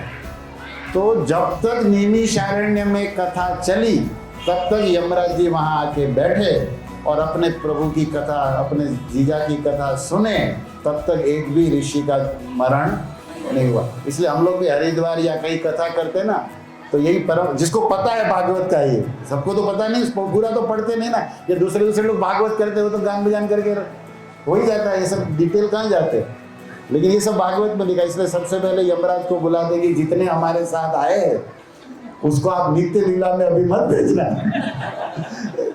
रिटर्न टिकट इन लोग का होना चाहिए, नहीं तो हमारी यात्रा में सब बोले प्रभु की कथा में जाते हो तो मोक्ष को प्राप्त हो जाते, तो हमारा चलेगा नहीं। इसलिए आप थोड़ा ध्यान रखो। बुलाते यमराज को, ऐसे आते हैं जैसे हनुमान जी महाराज कथा से प्रेम करते, बुलाओ ना बुलाओ। जितने प्रेमी है, प्रहलाद, ध्रुव, हनुमान जी, ये सब भागवत भगवान से प्रेम करते, तो भगवान की कथा से भी प्रेम। वो निमंत्रण आमंत्रण की परवाह नहीं, अपने आप जैसे कमल खिलता है तो भंवरे को थोड़ी निमंत्रण देना पड़ता है, वो तो कमल से प्रेम कर रहा, अपने आप बन बन करता हुआ आ ही जाता है। तो ये भागवत क्या है? भगवान का प्रेम पुष्प है। और भक्त क्या है? वो भ्रमर है, जो भक्ति की खुशबू लेने अपने आप आ ही जाते हैं। तो यमराज भी भक्त है। तो भागवत में लिखा कि वो बैठे थे, इसलिए किसी ऋषि की मृत्यु नहीं हुई। तो मैं ये कह रहा हूँ कि भागवत के श्रोता मृत्यु से जीते हुए, ध्रुव महाराज जप करके मृत्यु को जीते, यहाँ शांतनु महाराज खूब तो मृत्यु को जीते, वो दूसरे को भी आशीर्वाद, क्योंकि जो मृत्यु से जीता है वही मृत्यु से जीतने का आशीर्वाद दे सकता है ना। भिखारी क्या देगा बताओ? करोड़पति दान दे सकते, ऐसे इनके पास है तब दे सकते हैं ना। तो शांतनु महाराज के पास वो पावर था। तो सुखदेव जी भरी सभा में सुना रहे हैं कि ऐसे शांतनु ने आशीर्वाद दिया अपने बेटे भीष्म को कि जावत न इच्छसी तावत मृत्यु न स्पर्शये, मतलब जब तक तुम न चाहो तब तक मृत्यु तुम्हें छू नहीं सकता। कैन नॉट टच यू, आपको टच नहीं कर सकता मृत्यु। और भीष्म ने मांगा नहीं कि मैंने आपका फिक्स किया तो मेरे को ऐसा बोला बेटा, नहीं, वो तो सेवा में खड़े थे, लेकिन पिताजी ने सामने से दिया। इसमें भी गुरु महाराज सुनाते कि इसको बोलते आशीर्वाद। किसी भगत के पीछे पड़ जाओ, प्रभु जी आशीर्वाद दो, कृपा करोगे, जा जा, उसमें दम नहीं है। कुछ ऐसी सेवा करो कि गुरु के मुंह से नहीं, दिल से निकले। दिल से निकलना चाहिए ना आशीर्वाद, दिल से निकलना चाहिए। जा बेटा तेरा कल्याण, तेरे को भगवान मिल जाए। तो भीष्म ने मांगा नहीं, पीछे नहीं पड़े। हम लोग तो गुरु के पास जाने से पहले कैमरा वाले को लाते, खींच ले भैया खींच ले, और गुरु जी को बोलते सर पे हाथ रखो, सर पे रखो। ये सब ड्रामा करने से कुछ होने वाला नहीं प्रभु जी। कुछ ऐसी सेवा करो, ऐसी साधना करो कि गुरु और भगवान भी तरस जाए कि मिला है, मिला है कोई, तो तब काम बनता है। तो एक होता है मुंह से, दूसरा होता है दिल से। तो भीष्म को दिल से उसके पिताजी ने ऐसे, क्योंकि काम इतना बढ़िया बढ़िया किए हैं। अच्छा, गंगा पुत्र भीष्म, अभी वो गंगा जी को भी आना है, क्योंकि ब्रह्मा जी ने उसको भी श्राप दिया ना। इसमें एक स्टोरी, एक मैसेज है कि माताओं को चाहिए कि अपने वस्त्रों को संभाल के रखे। ऐसे मैसेज तो कथाओं में बहुत मैसेज मिल जाता है, लेकिन पॉइंट क्या है कि ये जो भीष्म है, हम तो अब तक किसकी बात की है? गंगा जी के पति की। लेकिन पॉइंट क्या है हमारे? गंगा जी का पुत्र भीष्म। अभी एक गंगा इसकी पत्नी बनेगी ब्रह्मा जी के श्राप से, ये पॉइंट तो क्लियर हुआ। लेकिन भीष्म गंगा के बेटे क्यों बने? ये भीष्म कहां से आए? अब तक तो हमने पिता का ब्लेसिंग पाया वो है, लेकिन गंगा पुत्र आज बहुत कम लोग जानते। शांतनु पुत्र, शांतनु पुत्र, गंगा पुत्र सब जानते। भीष्म को बोलना है तो कोई बोलता है शांतनु पुत्र, क्या बोलते हैं? गंगा पुत्र। माँ का नाम आगे है, ये है ना। तो भीष्म कहां से एंट्री लिया गंगा के बेटे बनने में? ये भी एक रहस्य है। रामायण में लिखा और महाभारत में भी लिखा कि स्वर्ग में बहुत सारे देवता हैं, उसमें 8 वसु है। क्या है? वसु देवताओं की एक जाति है, और वसु बड़े बुद्धिमान चमत्कारी, और सब फंसे हुए, मतलब शादीशुदा। ओके, ब्रह्मचारी नहीं, 8 वसु क्या है? शादीशुदा। तो एक बार 8 वसु ने सोचा कि दिसंबर आ रहा है, क्रिसमस, नाताल, तो चलो कहीं पिकनिक घूमने जाते। तो सारी पत्नियां खुश हो गई। 8 भाई मित्र थे, 8 बीवियां उसकी। बोले कहाँ जाएंगे घूमने? बोले बहुत सारा विश्व में है, और साधु संतों के आश्रम है, भगवान की इतनी सुंदर प्रकृति है। देखो भगवान ने जीवन दिया तो थोड़ा नेचर का आनंद लेना चाहिए। पर्वत, पहाड़, झरने, पानी, वृक्ष, ये सब, नहीं तो ऐसे ही सड़ते रहेंगे और एक दिन कटरी को चले जाएंगे। इच्छा तो करो, पूरी भगवान करेंगे, है ना। लेकिन हम लोग इच्छा भी अच्छी नहीं कर पा रहे। तो इन्होंने इच्छा की, भगवान की व्यवस्था हो गई। बोले ऋषियों के आश्रम में जाएंगे, देवताओं के गार्डन में जाए। वसु तो बड़े चमत्कारी है, खुद की फ्लाइट है, शक्ति है, पेट्रोल पायलट कोई चिंता ही नहीं है, इच्छा शक्ति से घूमने वाले, आकाश में उड़ने वाले, जहां जाए वहां रुक जाए। तो सारी पत्नियां खुश, सारे वसु खुश। 8 निकले कपल में। तो रास्ते में सबसे पहले आश्रम आया वशिष्ठ मुनि का। किसका? अब 8 वसु ने बोला वशिष्ठ के विषय में बहुत सुना, सप्त ऋषियों में राम के कुल गुरु, ब्रह्मा जी के बेटे, और वशिष्ठ मुनि जिसको रिकमेंड करे ना उसी को दीक्षा मिलती है। समझे, इसको मेन जीनिस यही है, वो बोलेगा वही होता है। मतलब वो जिसी को सप्त ऋषि या ब्रह्मर्षि उपाधि देना वही रिकमेंड, वही माना जाता है। वो साइन ना करे तब तो फालतू। इतना पावर वशिष्ठ मुनि का है। हमारे यहाँ कहते हैं कि इष्ट को वश में कर दे वो वशिष्ठ है, इसलिए राम के भी गुरु है वो। राम सबके इष्ट है ना, लेकिन वशिष्ठ के चले वो जो बोले वो करते हैं। तो वो वशिष्ठ मुनि का आश्रम आया, 8 वसु ने उधर लैंडिंग किया, उधर ही 8 पत्नियां भी। वशिष्ठ मुनि समझ गए कि अरे ये तो देवता थे, आज हमारे आश्रम धन्य हो गए कि 8 वसु पत्नियों के लक्ष्मियों के साथ आए हमारे यहाँ। पधारो पधारो। भारत का ऋषि स्वागत करना खूब जानता है। संस्कृति है ना, अतिथि, और ये तो ओरिजिनल देव है, और वो अतिथि बन के आए, बिना जिनकी कोई तिथि नहीं, ऐसे आ गए। वशिष्ठ मुनि बड़े खड़े हो गए, स्वागत किया, बोला भोजन करके जाओ महाराज। अभी एक दूसरे का मुंह देख रहे, हम लोग स्वर्ग में रहने वाले, बड़ी बड़ी डिश खाने वाले। ये ऋषि के आश्रम में क्या होगा, खिचड़ी होगा, इसको क्या होगा सोच रहे। लेकिन ऋषि ने बोला तो प्रसाद पाके जाओ, तो भी स्वागत में है तो बोलना पड़ेगा। तब तक बोला पधारो, बैठो बैठो। तो वशिष्ठ मुनि ने बिठाया। पहले बफे लोग भैंस वाला सिस्टम था नहीं ना, बिठा के अभी तो भीख मंगी की तरह दे दो करना पड़ता है। और डिश क्या होती है, वही बस कागज या वही थर्मोकोल। वशिष्ठ मुनि ने आसन पे बिठाया तो सोने के बाजोट आए, सोने के बाजोट समझते ना, वो टेबल, और उसके ऊपर गोल्ड की थाली, और उसकी बॉर्डर में डायमंड लगा, ओरिजिनल। ये हैदराबादी नहीं, सोना असली कैरेट आया, तो उल्लासनगर का माल नहीं था। ये पत्नियां भी सोचने लगेगी ये तो स्वर्ग में भी नहीं है। ये भारत के ऋषि बोले बाहर से कंगाल अंदर से माला मार नहीं है, भारत का साधु है भाई।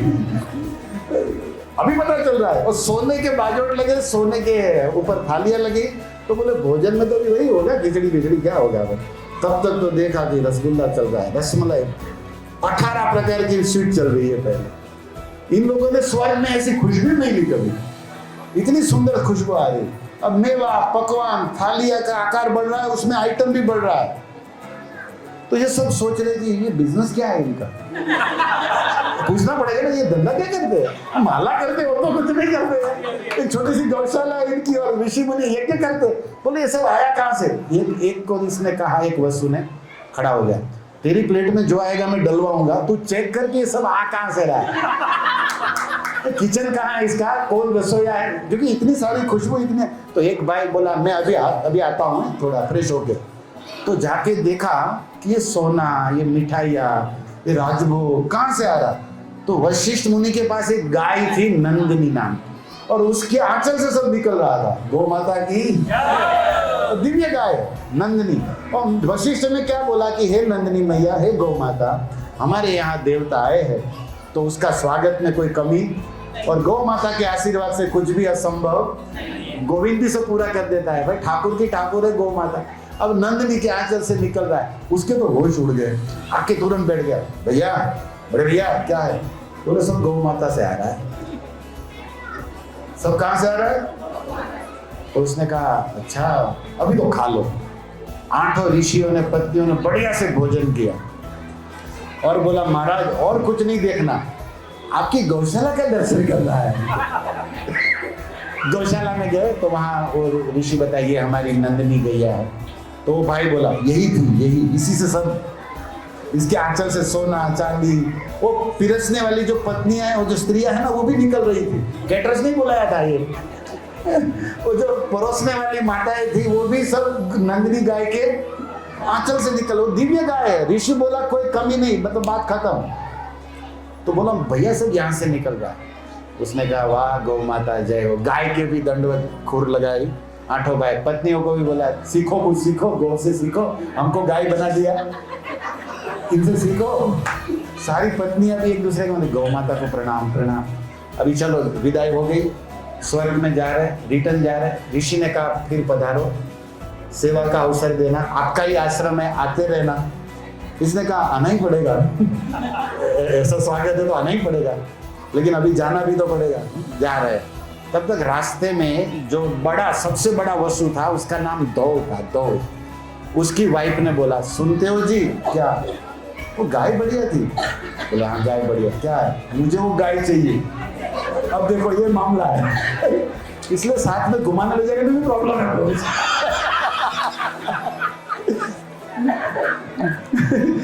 तो कपल में जाओ, लेकिन बिना चप्पल के भी आना पड़ सकता है कभी। वो बोला मेरे को वो गाय दो।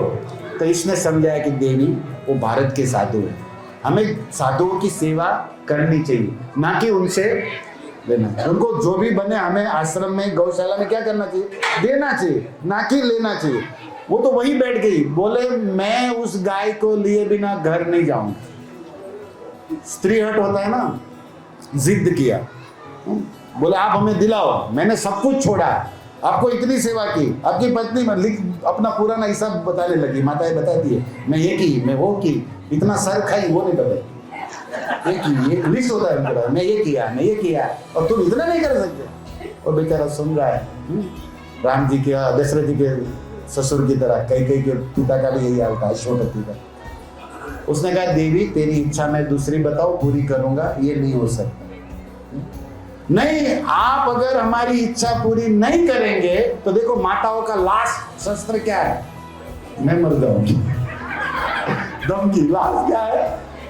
मैं, अगर आपने हमको गाय नहीं दिलाई तो मैं, अब ये टेंशन में आ गया। मैं तो कहता हूँ टेंशन लो मत, ऐसा कुछ होता नहीं है, और हो जाए तो मिस्कॉन के मंदिर खुले हैं, कोई चिंता नहीं। क्या चिंता करना है? जिसका कोई नहीं उसका खुदा है, उसका जगन्नाथ है ना। लेकिन ये धमकी दिया कि अगर मैं ये नहीं दिलाई गाय तो मैं मर जाऊं। इसने कहा कि बाप रे, तेरी मांग भरने की सजा ऐसी पा रहा हूं, तेरी मांग पूरी करते करते मांग मांग के खा रहा हूं। ये मांग भरने से मेरा हाल हो गया, बिगाड़ी बना दिया हमको। बोले देवी माफ करो, और कुछ भी मांगो। बोलो हैदराबाद का महल, 4 मीनार ला दूं क्या? बताओ।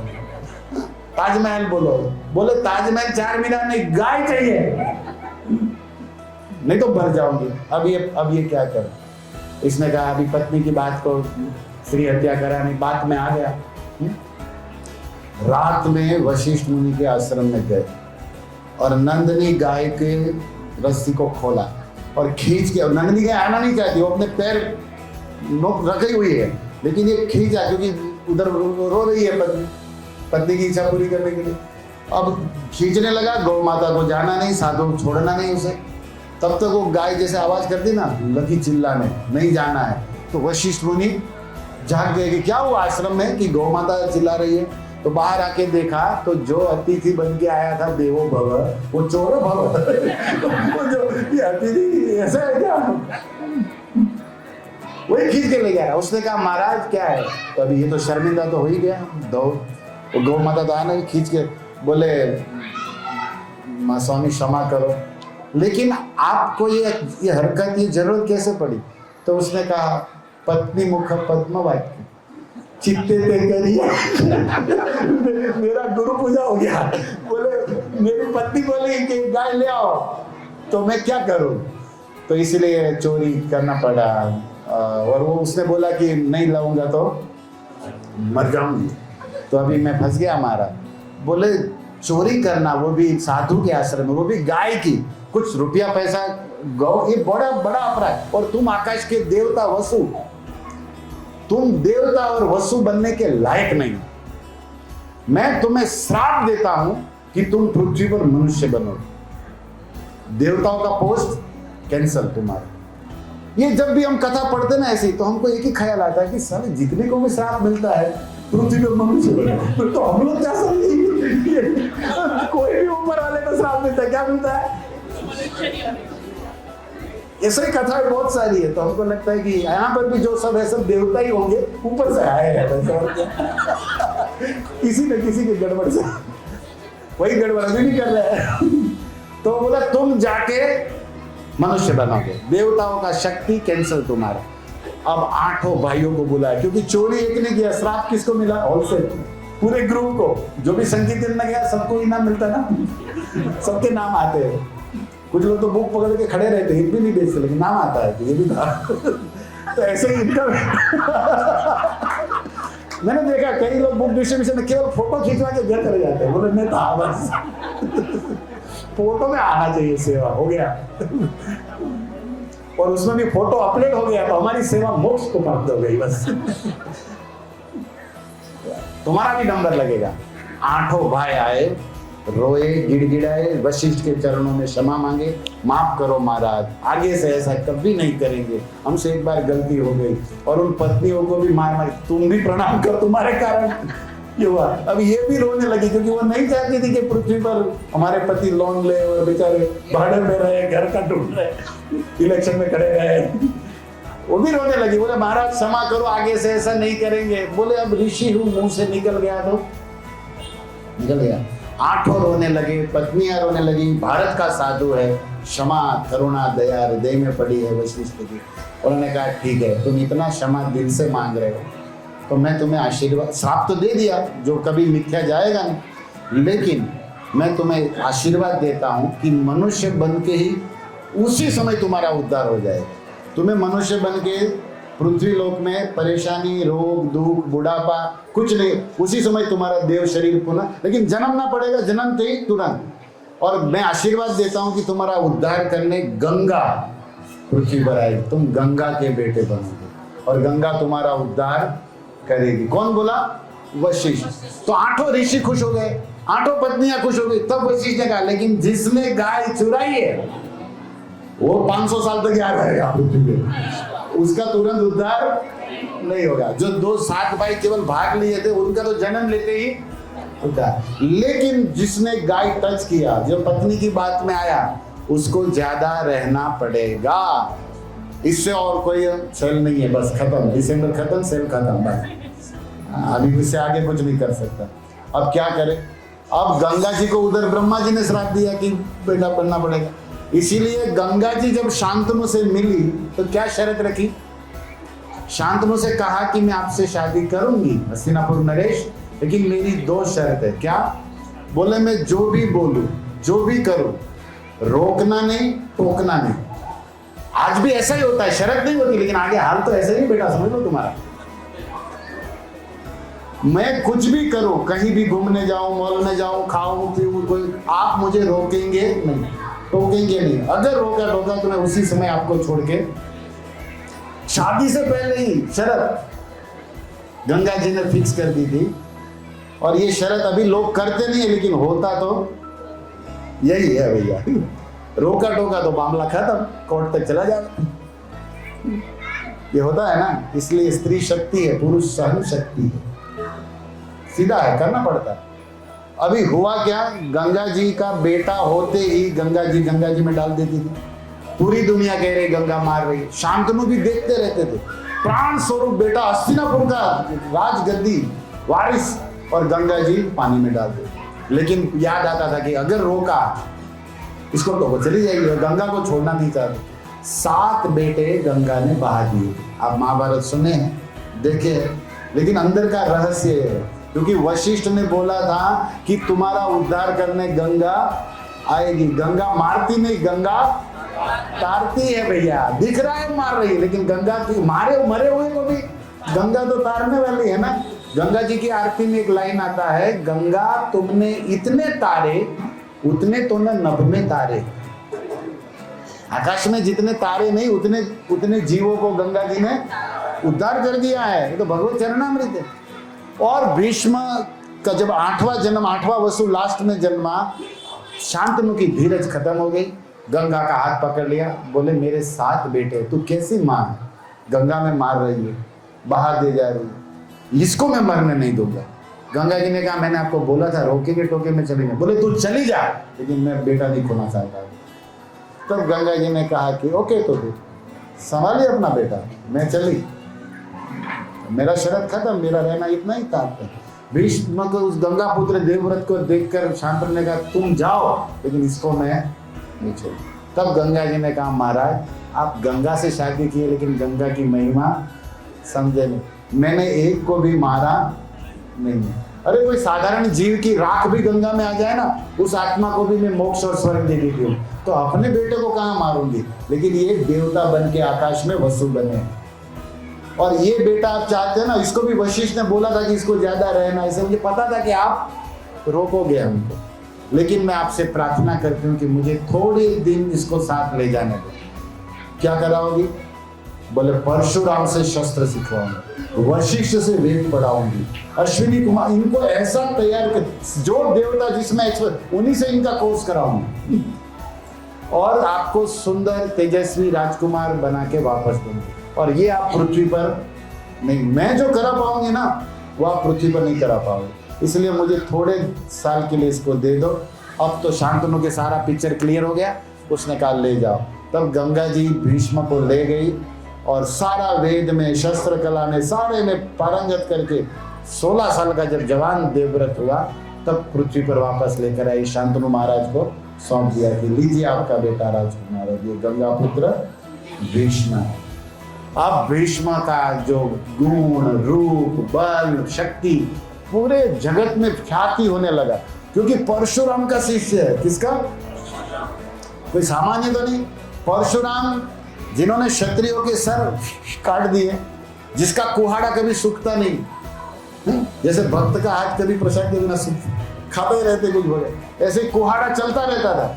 कुहाड़ा मारा तो खून कुहाड़े पे लग गया, वो खून सूख जाए उसके पहले दूसरा काट दे। ये रिकॉर्ड है इनका। अजय क्षत्रिय है परशुराम, और उससे ये शस्त्र कला सीख गया। तो फिर पूरे विश्व में भीष्म को परास्त कर सके ऐसा कोई नहीं। और जो मैंने आगे कथा बनाई कि इतना महान कोई जिसे हरा नहीं सकता, सारे दिव्यास्त्र, अस्त्र शस्त्र जिनके पास है, और ऊपर से पिता ने क्या आशीर्वाद दिया? मरोगे ही नहीं, इच्छा मृत्यु, मतलब बात खत्म। अब भीष्म के सामने कौन टिक सकता है? कोई नहीं। तो महाभारत में जितने हैं ना, अर्जुन, कर्ण, द्रोण, पांडव, सब एक साइड, और एक तरफ वन मैन केवल आर्मी भीष्म हो, फिर भी कोई बाण भीष्म को, इतने योद्धा महान थे कि सारे एक तरफ और एक तरफ केवल अकेले भीष्म, फिर भी मर नहीं सकते, इतना इसका ख्याति था। और वे पितामह भीष्म, जब हमने अभी प्रसंग कथा छोड़ी कि उसने बोल दिया कि किसी स्त्री को सामने लाऊंगा तो मैं शस्त्र, बोला ना अपनी अभी कथा में मैंने जो बोला था, तो उस समय जब शिखंडी को लाया गया, ये शिखंडी कौन है? अंबा, शिव जी का वरदान। ओके, उसकी स्टोरी का लास्ट पॉइंट बता देता हूं, उसके बाद जिसके इंतजार में आप बैठे हो, जिसके लिए आप पधारे हो, देखो कितना 10 हो गए, 1.5 घंटा कहाँ फट चला जाता पता नहीं चलता। अभी तो भीष्म का हमने चालू ही नहीं किया, लेकिन तब तक तो स्तुति तो बाद में, पहले भीष्म के कैरेक्टर को क्लियर कर ले पूरा, जो स्तुति करने वाले हैं वो। तो वो भीष्म की बात है।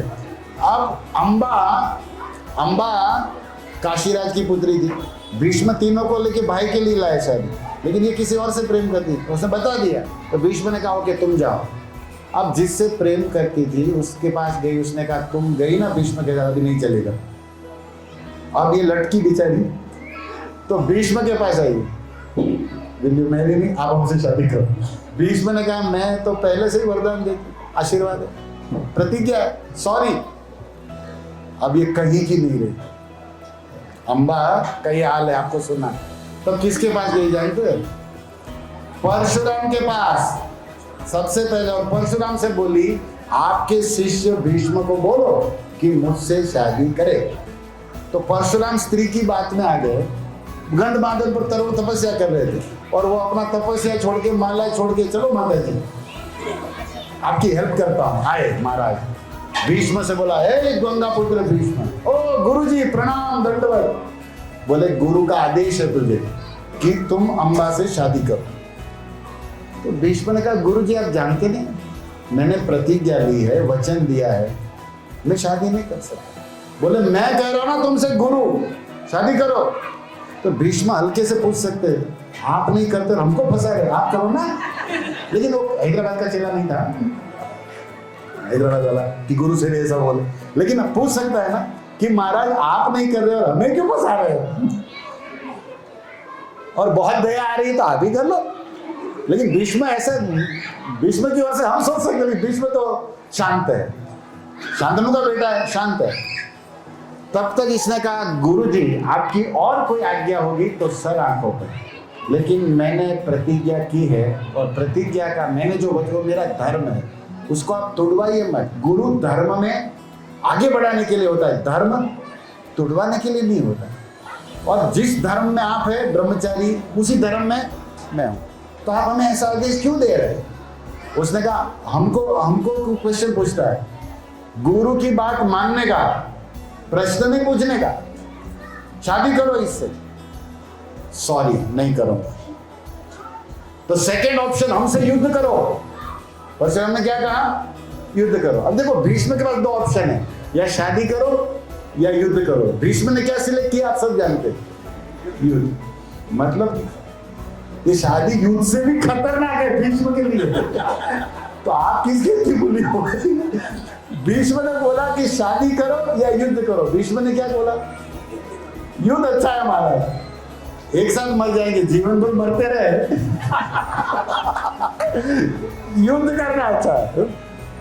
तो भीष्म अपने कैरेक्टर से मानो बता रहे दुनिया को कि शादी करना उनसे, युद्ध करना अच्छा है। हम लोग कथा में इसको हमारे स्टाइल से बोलते हैं कि दुनिया में दो ऑप्शन है। एक तो ऐसे दो ऑप्शन है, हम बहुत बातें, लेकिन हम थोड़ा इस प्रसंग में मेल कराए कि भाई युद्ध करो शादी करो। इसने युद्ध किया लेकिन शादी नहीं किया। लेकिन शादी भी कुरुक्षेत्र युद्ध से कम तो है नहीं। भीष्म ने कहा वही कर लेते, लेकिन या तो प्रेम करो एक दूसरे से, सेवा प्रेम, या तो एक दूसरे से युद्ध करो, झगड़ा ही। आप देखो दुनिया में दो ही वस्तु है, जिससे आपका राग है, प्रेम है, उनकी सेवा में लगे हो, और जिससे नहीं बनता उनकी द्वेष, उनकी निंदा, उनसे झगड़ा करने। पूरी दुनिया में या तो प्रेम करो या तो युद्ध करो, दोनों करना है तो शादी करो। कभी खुशी कभी गम, जीवन हो रहा है कम। क्या हो रहा है देखो, शादी क्या है, कभी प्रेम भी कर रहा है, कभी उसके साथ क्या कर रहा है। अच्छा, श्री महाभारत कथा व्यथा। तो शादी में सुख भी है थोड़ा, कभी प्रेम भी है, कभी तो या तो युद्ध करो या प्रेम करो, दोनों करना है। मंगल फेरे लगाओ और तो शादी करो, क्या करते हैं। लेकिन भीष्म का ऑप्शन है कि मैं युद्ध करूंगा शादी, और दोनों का युद्ध हुआ। अभी गुरु चेला एक समान है, अस्त्र शस्त्र दोनों के पास है। अभी युद्ध इतना आगे बढ़ गया कि पूरी सृष्टि हाहाकार, क्योंकि कोई मर नहीं रहा लेकिन दूसरे मर रहे। दो सांड लड़ते ना, अब गली में देखे ना, दूसरे की गाड़ी दूसरे परेशान होते हैं। ऐसे ये दो लड़ रहे, सारे देवता चराचर सृष्टि परेशान, ऊपर से भीष्म अस्त्र छोड़ रहे, ब्रह्मास्त्र ये छोड़ रहे। तब तक व्यास भगवान बीच में आए, बोले क्या कर रहे हो तुम लोग, बहुत हो गया, प्रसाद का टाइम हो गया। क्या कर रहे हो, अभी भी कथा चालू कर लड़ रहे। बोले गुरुजी बोला युद्ध करो, शादी करो, युद्ध करो, तो मैंने युद्ध वाला ऑप्शन ले लिया। तो व्यास जी ने परशुराम को बोला, महाराज आप अपने चेले को ऐसे क्यों फंसा रहे हो? युद्ध करो शादी को, दोनों बर्बादी, युद्ध भी अच्छा नहीं शादी भी अच्छा नहीं। इसके लिए आप हम लोग तो ये ठीक है, भीष्म उस कैरेक्टर में है, और महाराज आप खुद नहीं कि इसको क्यों लगा रहे हो? तो परशुराम ने कहा वो एक माता जी आई थी हमारे पास, तो उसके चक्कर में। बोले तुम माता जी की बात में माला छोड़ दिया। आज कई परशुराम है ऐसे। बोले तू उधर भजन कर रहा है और इसकी बात में आके अपने चले से लड़ने जा रहा है। व्यास भगवान बोल सकते हैं महाराज जो तुम समझ रहे हो पूरी बात को, और भीष्म कितना महान आदमी है, और आप है कि, लेकिन बोले वो दया आ गई हो। बोले दया दया का भी एक लेवल होता है। व्यास जी ने कहा मेरा निवेदन है कि आप दोनों लड़ना बंद करो, क्योंकि आप दोनों लड़ोगे मरोगे एक भी नहीं, और मरेंगे दूसरे पृथ्वी वाले सब, इसलिए पहले तो युद्ध बंद करो। और रही बात शादी की, भीष्म ने प्रतिज्ञा ली ना, इसको ऐसा ऑर्डर मत दो, और आप भजन करो, और आगे से कोई भी प्रभु जी माता जी आए, आप अपना माला मत छोड़ो। परशुराम महाराज आप जाओ उधर। अभी व्यास जी को प्रणाम करके परशुराम चले गए, और भीष्म को कहा रिलैक्स, शांति। भीष्म ने कहा तो मुझे तो कहाँ लड़ना था, गुरु जी का आदेश था, इसलिए मैं कह रहा, मैं तो अपने पिता की राज्य की सेवा में लगा हुआ हूँ।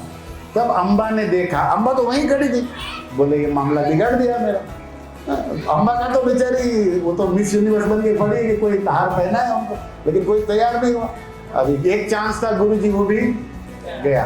तब इसने सोचा, अभी उसको दुख लग गया और उसने कहा कि मैं अब भगवान शिव का तप करूं और इस भीष्म के वध का कारण कैसे भी तो बनूंगी, जिसने मुझे तड़पाया, तरसाया। अब देखो भीष्म का इसमें दोष था कुछ नहीं, कुछ भीष्म हेल्प किए।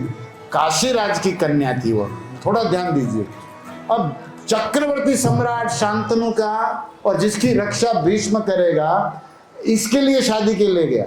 लेकिन जब पता चला कि तुम्हारा मन किसी और पुरुष में, तो ईमानदारी से बोला उसी सम्मान के साथ तुझे वहां में भीष्म पहले भी बेस्ट रिश्ता कराए, लेकिन तुमको बेस्ट नहीं लग रहा है और तुम जो, तो वो भी तुम्हारा करा दूंगा। भीष्म तो हेल्प किया ना, हेल्प किया, लेकिन इसको उल्टा लगा, उसको अपना इच्छा पूरा नहीं हुआ, इसलिए वो अपनी समस्या में। तो भीष्म का एक तरीके से देखा जाए तो कोई दोष नहीं, परशुराम का देखा जाए तो कोई दोष नहीं, लेकिन सारे दोष कब लगते हैं? राग और द्वेष के कारण। जिसके प्रति आपका राग हो जाए, आप लिख लो, राग मतलब जिसके प्रति आपका भाव प्रेम हो जाए, जिस दिन आपका राग पूरा नहीं होगा तो ऑप्शन में क्या बचता है? क्योंकि यहाँ दो है, सिक्के की दो बाजू, या राग या द्वेष। जिससे राग था उसी से अपनी बात ना माने तो क्या हो जाता है? इसलिए इसके चक्कर में मत पड़ो। या तो राग या नुकसान है या नफा है, रात है या दिन है ना, पिंक से यहाँ डबल है, सुख है या दुख है। यहाँ कुछ भी जन्म है, मृत्यु है, जुवानी बढ़ापा, ये कोई भी डबल चलता है यहाँ पे। राग दे, दुर्गुण भी है और गुण भी। लेकिन हम सब मनुष्य इतने स्वार्थी, ईगो, ये सब दुर्गुण है, कलयुग के रजोगुण तमोगुण। तो जो हमारी बात मानता, हमारे अनुकूल करता तो अच्छा लगता, और वो अच्छा करे, लेकिन हमें अच्छा नहीं लगता तो हमें वो बुरा लगता। इसीलिए ये पॉलिसी जो है आपकी, वो भक्तों के साथ, गुरु के साथ मत यूज करो। संसार में करो, लेकिन जैसे वैष्णव गुरु है, भगवान है, साधु है, वो आपको अच्छा नहीं लगता, लेकिन वो आपके लिए अच्छा करते हैं। और आपको तो जो आपके लिए बुरा है वो भी अच्छा लग रहा है, क्योंकि हमारी समझ नहीं। इसलिए गीता कहां से चालू हुई? अर्जुन ने कहा श्रेयस्यात् तन् ब्रूहि, जो मेरे लिए अच्छा है वो बताओ, जो मुझे अच्छा लगता है वो मत बताओ, जो मेरे लिए अच्छा है ये बताओ। तब गीता में भगवान उवाच। लेकिन हम लोग क्या है, हमें जो अच्छा लगता है वही बताओ और हमें जो अच्छा लगता है वही करो, जबकि वो आपको अच्छा लगने वाला आपके लिए अच्छा, जैसे बीड़ी पीने वाले को उसको अच्छा लग रहा है, लेकिन उसका तबीयत, शरीर, धन सब खराब हो रहा है, नशा कर रहा है, उसको तो अच्छा लग रहा है, लेकिन क्या उसके लिए अच्छा है? नहीं है। जैसे किसी बालक को सर्दी हो गया, निमोनिया, उसको आइसक्रीम अच्छा लग रहा है, लेकिन उसके लिए आइसक्रीम अच्छा नहीं देते माता पिता, बच्चा रोता, माता पिता बुरे हैं, बहुत कुछ बोल देता, चिल्ला के। हम लोग भी वही बच्चे हैं परमात्मा के सामने, कि संसार के सुख दुख माया जो हमारे लिए अच्छा नहीं, उसी को हम चाहते हैं, और वो जब भगवान नहीं देते तो भगवान भी बुरे, गुरु भी बुरे, और इसी का फायदा संसारी लोग उठा दे। अब हम तुमको देते, इसलिए वो तुमको अच्छे लग रहे। अब दुकान वाला दे देगा आइसक्रीम, बच्चे को दुकान वाला अच्छा लगता, बाप अच्छा, क्योंकि उसको तो दे रहा है। हमारा भी यही हाल है। पर इसीलिए भगवत गीता में अर्जुन बनो, पहला हनुमान जी बनो बेस्ट, लेकिन अर्जुन तो बनो कि चलो भाई तुमको समझ में नहीं आ रहा, मोह भी है, चिंता भी है, तो सलाह भगवान की या गुरु की मान। अर्जुन में मोह था, लेकिन वो लास्ट में किया क्या? करी से जो कृष्ण बोला वही। ऐसे आपकी इच्छा हो न हो, लेकिन जीवन में निर्णय करो कि हम करेंगे वही जो भगवान बोले, क्योंकि जो भगवान बोल रहे हैं वो अभी हमें भले अच्छा नहीं लग रहा, लेकिन परिणाम अमृत जैसा अच्छा आएगा। और आपके लिए अभी जो अच्छा लग रहा है ना, परिणाम जहर जैसा आने वाला है। पर अभी आपको संसार, माया, मोह, विषय, भोग, लेकिन अंततः रिजल्ट बड़ा खराब होगा। इसीलिए हमें ये देखना है कि हमारे लिए जो अच्छा है वो करना है। तो सारे शास्त्र साधु बताते हैं कि आपके लिए भगवान की भक्ति से बढ़कर कुछ नहीं, भगवान की गीता के संदेश के बढ़कर कुछ नहीं। और लास्ट महाप्रभु ने बोला, भगवान का नाम, उससे बड़ा कोई धन नहीं। जो आपका उद्धार करेगा, आपको शुद्ध करेगा, आपका मंगल करेगा। इसीलिए सबसे निवेदन है कि व्यवहार व्यवसाय करना पड़ेगा, लेकिन भगवान की भक्ति करते हुए, और परिणाम जो भगवान दे, हाय हाय नहीं, हरी हरी करते हुए, कभी अच्छा कभी बुरा, कभी लाभ होता रहेगा, लेकिन भक्ति नहीं छूटनी चाहिए। हरि नाम, क्योंकि अंत साथ में हरि नाम, अंत आपका मंगल भला हरि का नाम भगवान करेंगे। हमारे हाथ में भी हमारा नहीं है, भगवान के हाथ। इसीलिए जिसने भगवान का भजन किया, भगवान ने गारंटी दिया, योगक्षेमम मैं रक्षा करूं।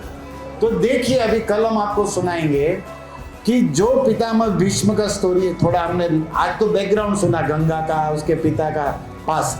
अभी फ्यूचर क्या है, वर्तमान, कि गंगा पुत्र की सारी इच्छा भगवान पूरी की। मरते समय भी वो नहीं जा सकते तो ये दर्शन देने आए, और दुनिया देखती रही, अपने धाम में ले गए। लास्ट समय में भगवान के गुण, मति, चिंतन, ये सब भगवान ने कृपा किया, क्योंकि आप भूल जाते, भगवान भूलते नहीं। भगवान याद रखते। आपने थोड़ा भी सेवा किया, भक्ति किया, दान दिया, यात्रा कुछ भी, आप भूल जाओ, द्वारकाधीश भूलते, और वो थोड़ा किया उसका बहुत गुना करके आपको वापस देते। और ये बातें आप कल भीष्म के मुख से या भीष्म के प्रवचन में हम सुनेंगे कि जब भगवान भीष्म के सामने आते हैं बाणशैया पर, तो दोनों क्या बातें करते हैं, और भीष्म कैसे भगवान के गुण बताते कि भगवान की कृपा कैसे की कि आप मरते समय मेरे पास आए, मुझे दर्शन देने और अपने साथ ले जाने के लिए। और भीष्म भगवान के गुण गाएंगे। भीष्म की स्तुति गंगा के जल की तरह निर्मल है। जो भीष्म स्तुति सुनता है, गाता है, उसे गंगा में नहाने से भी ज्यादा पुण्य फल मिलता है, क्योंकि उसका हृदय शुद्ध हो जाता है। गंगा में नहाने से शरीर शुद्ध होता है, लेकिन भागवत गंगा जो भीष्म स्तुति है, उसको जब सुनोगे, समझोगे, तो आपका हृदय भी शुद्ध हो जाएगा, तो गोविंद आपके हृदय में आ जाता।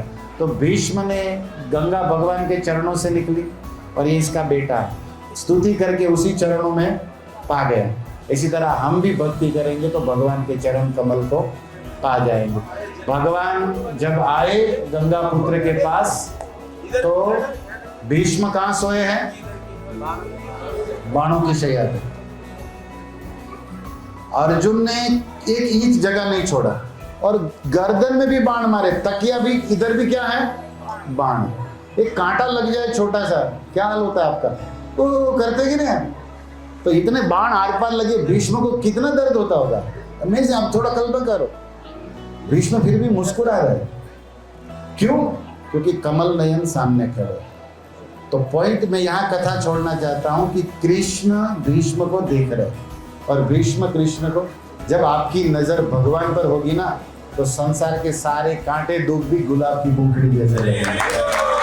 तो नजर कन्हैया पर होनी चाहिए, नजर हटी तो नजर भगवान पर होनी चाहिए। तो भीष्म को जब भगवान ने देखा, तो कृष्ण की आंखों से करुणा निकलती है, करुणा बरस रही है, करुणा भरी निगाह से, और प्रेम बरस रहा है।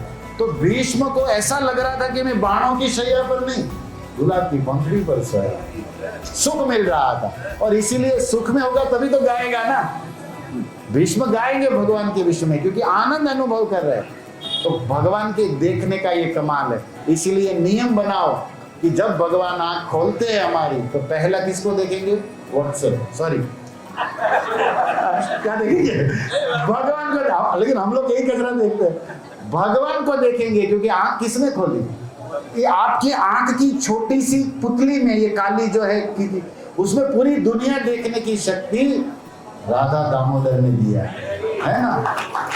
तो आंख खोलते ही पहले किसको देखना चाहिए? जिसने आंख दिया, जिसने दृष्टि दिया, उस भगवान को। और भगवान को देखेंगे तो मंगल होगा।